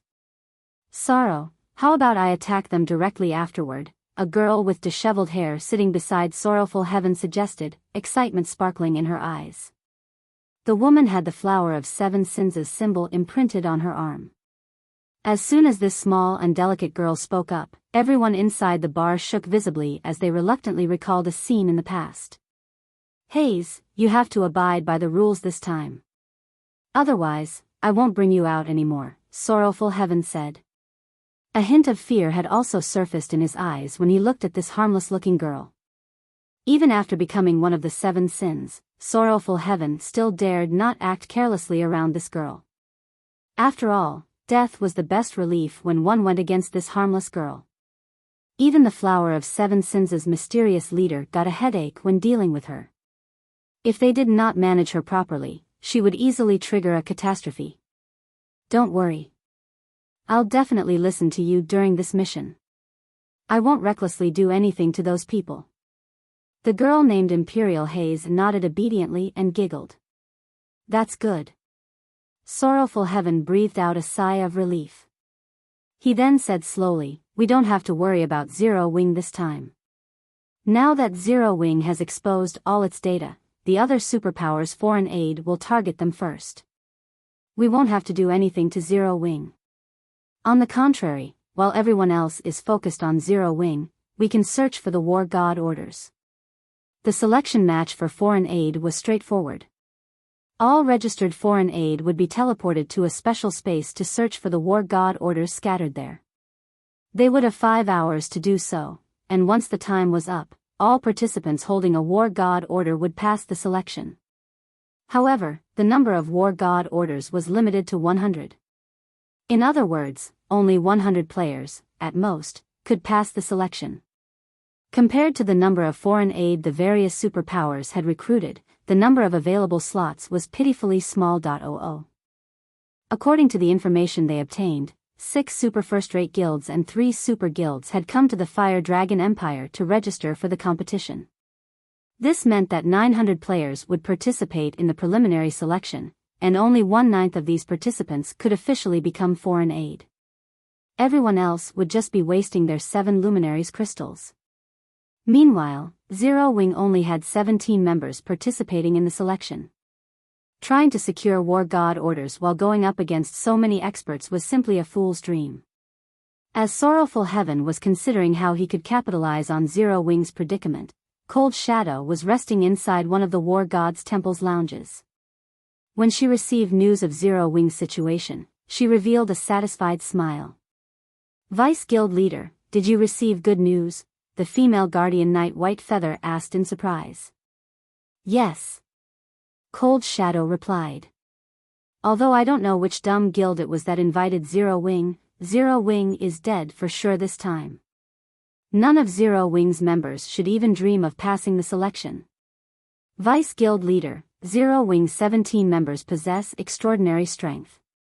While not all of them can pass, there is still a chance that 2 or 3 of them will succeed, White Feather said, shaking her head in disagreement. It might have been possible before, but I'm afraid it's not anymore, Cold Shadow said in a playful tone. According to our spies, the Sky Dragon House and Pride Empire have come forward to work with Demon Palace and Miracle to annihilate Zero Wing. How is this possible? This revelation stunned White Feather. The competition for the 6 reserve seats was incredibly intense, and every participating power was treating the others as mortal enemies. 2 superpowers working together was already unbelievable. Now, 4 superpowers had actually banded together to target Zero Wing. What exactly had Zero Wing done to anger all these guilds? Nothing's impossible. Chuckling, Cold Shadow said, did you forget whom Zero Wing offended before? Is this Saint's Hand's doing? White Feather immediately thought of the incomparably mysterious Saint's Hand. That's right. Saint's Hand promised the 4 guilds something, and the 4 guilds agreed without hesitation. Cold Shadow nodded. Smiling, she continued, I doubt even Zero Wing would have expected that this preliminary selection would turn into their execution. Zero Wing is truly finished this time. White Feather sighed at this situation. Nearly half of the 900 players entering the battlefield were going to target Zero Wing. None of Zero Wing's members should even think of leaving the battlefield alive. After all, the preliminary selection's battlefield was a special space that prohibited players from using berserk skills and tools and increased the consumption of stamina and concentration by 10-fold. Such rules would greatly restrict the participants' combat power. Even powerful players would have difficulty fighting for a long time and would be vulnerable to Zerg tactics. Meanwhile, players who died within that special space would not only lose 5 levels but also be prevented from logging into the game for 5 natural days. This was the price for participating in the competition for the 12 Great Guilds reserve seats. Zero Wing had mobilized all its top combatants for the competition this time. If Zero Wing team wiped, the guild would undoubtedly suffer a devastating blow. Following which, time passed quickly. Amid the various superpowers' anticipation, the 9 foreign aid teams arrived inside the War God's Temple's selection hall.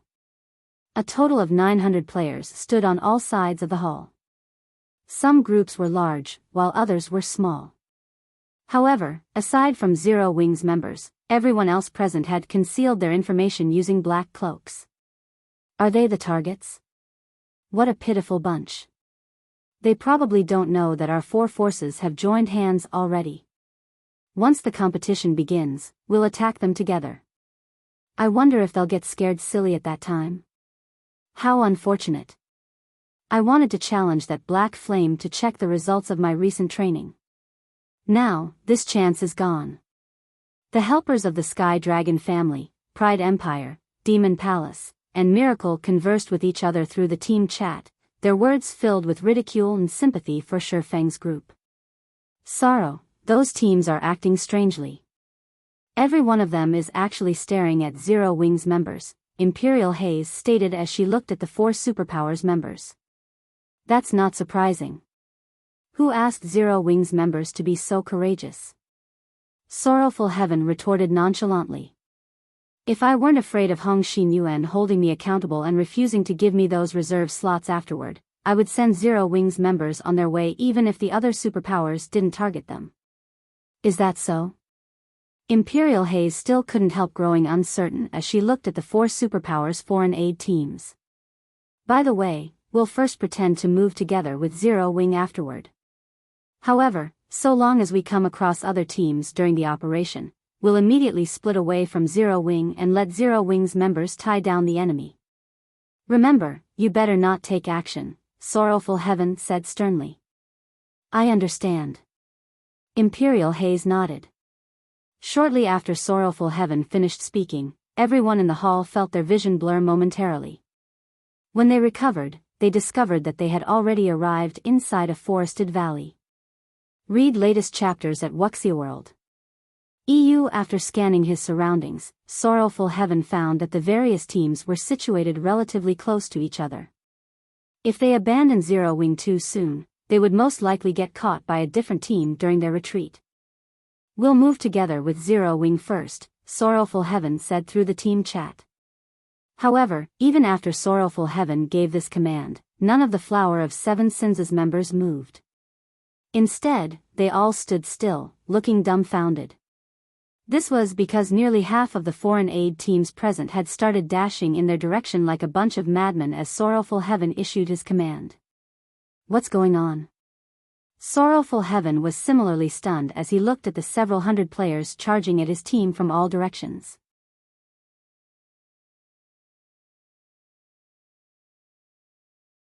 Chapter 2707, Fire Dragon's 6 Absolutes. Upon seeing 400 people acting in unison, let alone Sorrowful Heaven, even the other foreign aid teams in the distance were dumbfounded by this situation. Are these people crazy? Zero Wing has only exposed some weaknesses that can be exploited. Do these people really need to behave like this?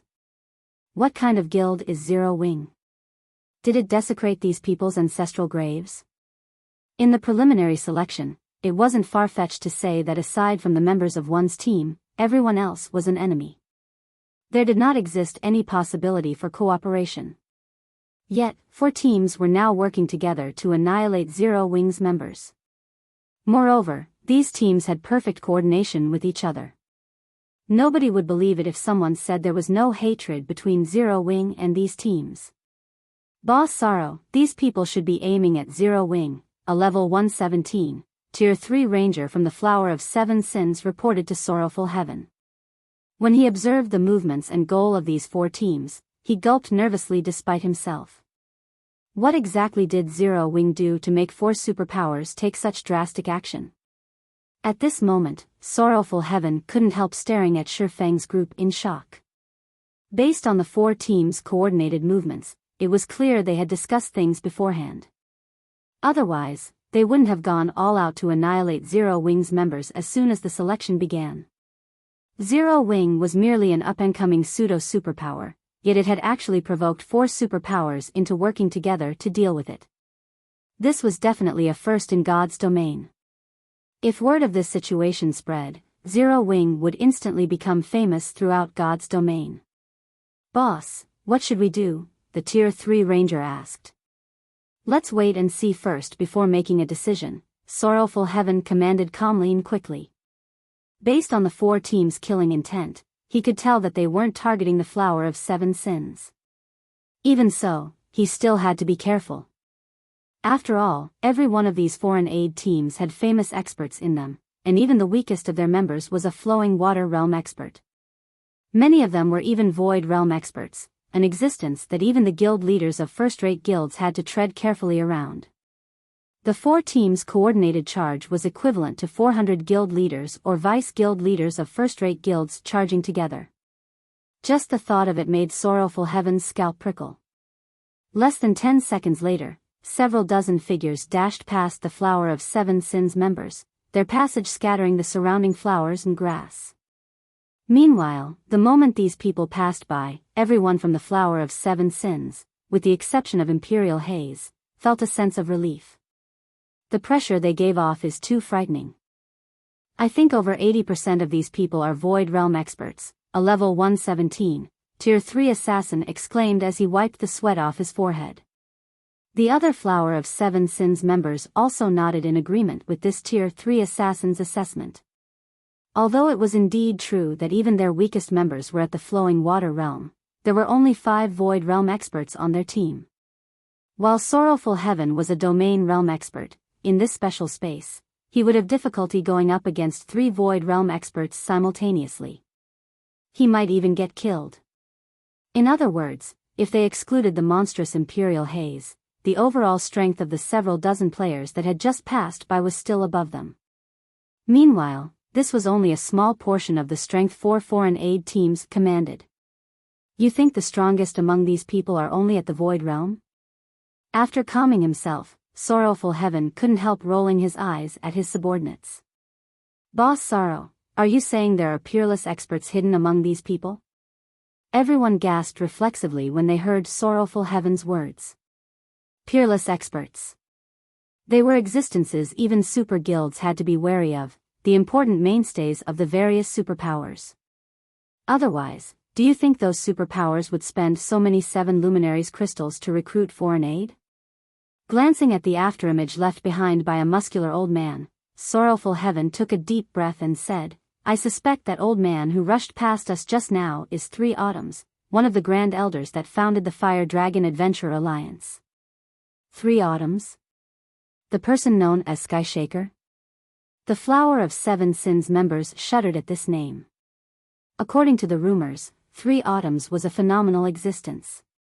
Relying on his incredible Ghost Hammer technique, he had not only defeated several Apex experts from the Sky Dragon family but also fought one of the Super Guild's dragon heads to a standstill. After that feat, 3 Autumns had gained the title of Sky Shaker in the Fire Dragon Empire.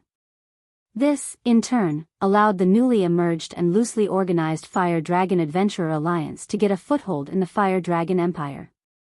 3 Autumns should be the trump card of one of the foreign aid teams. The other teams should have their own peerless experts, as well.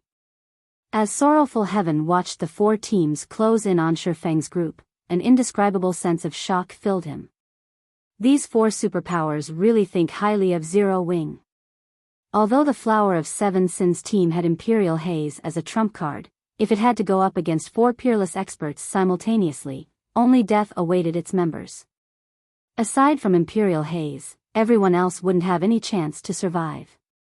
Just what kind of ability did Zero Wing possess to warrant such a frightening lineup? While Sorrowful Heaven was feeling stunned, the 4 foreign aid teams had arrived before Zero Wing's members. A total of 400 powerful experts were directing their killing intent at Shifeng and his companions. The killing intent radiated by any one of these experts was more than enough to turn ordinary players pale. Now that all 400 of these people were releasing their killing intent simultaneously, the space around Shifeng's group even started to darken.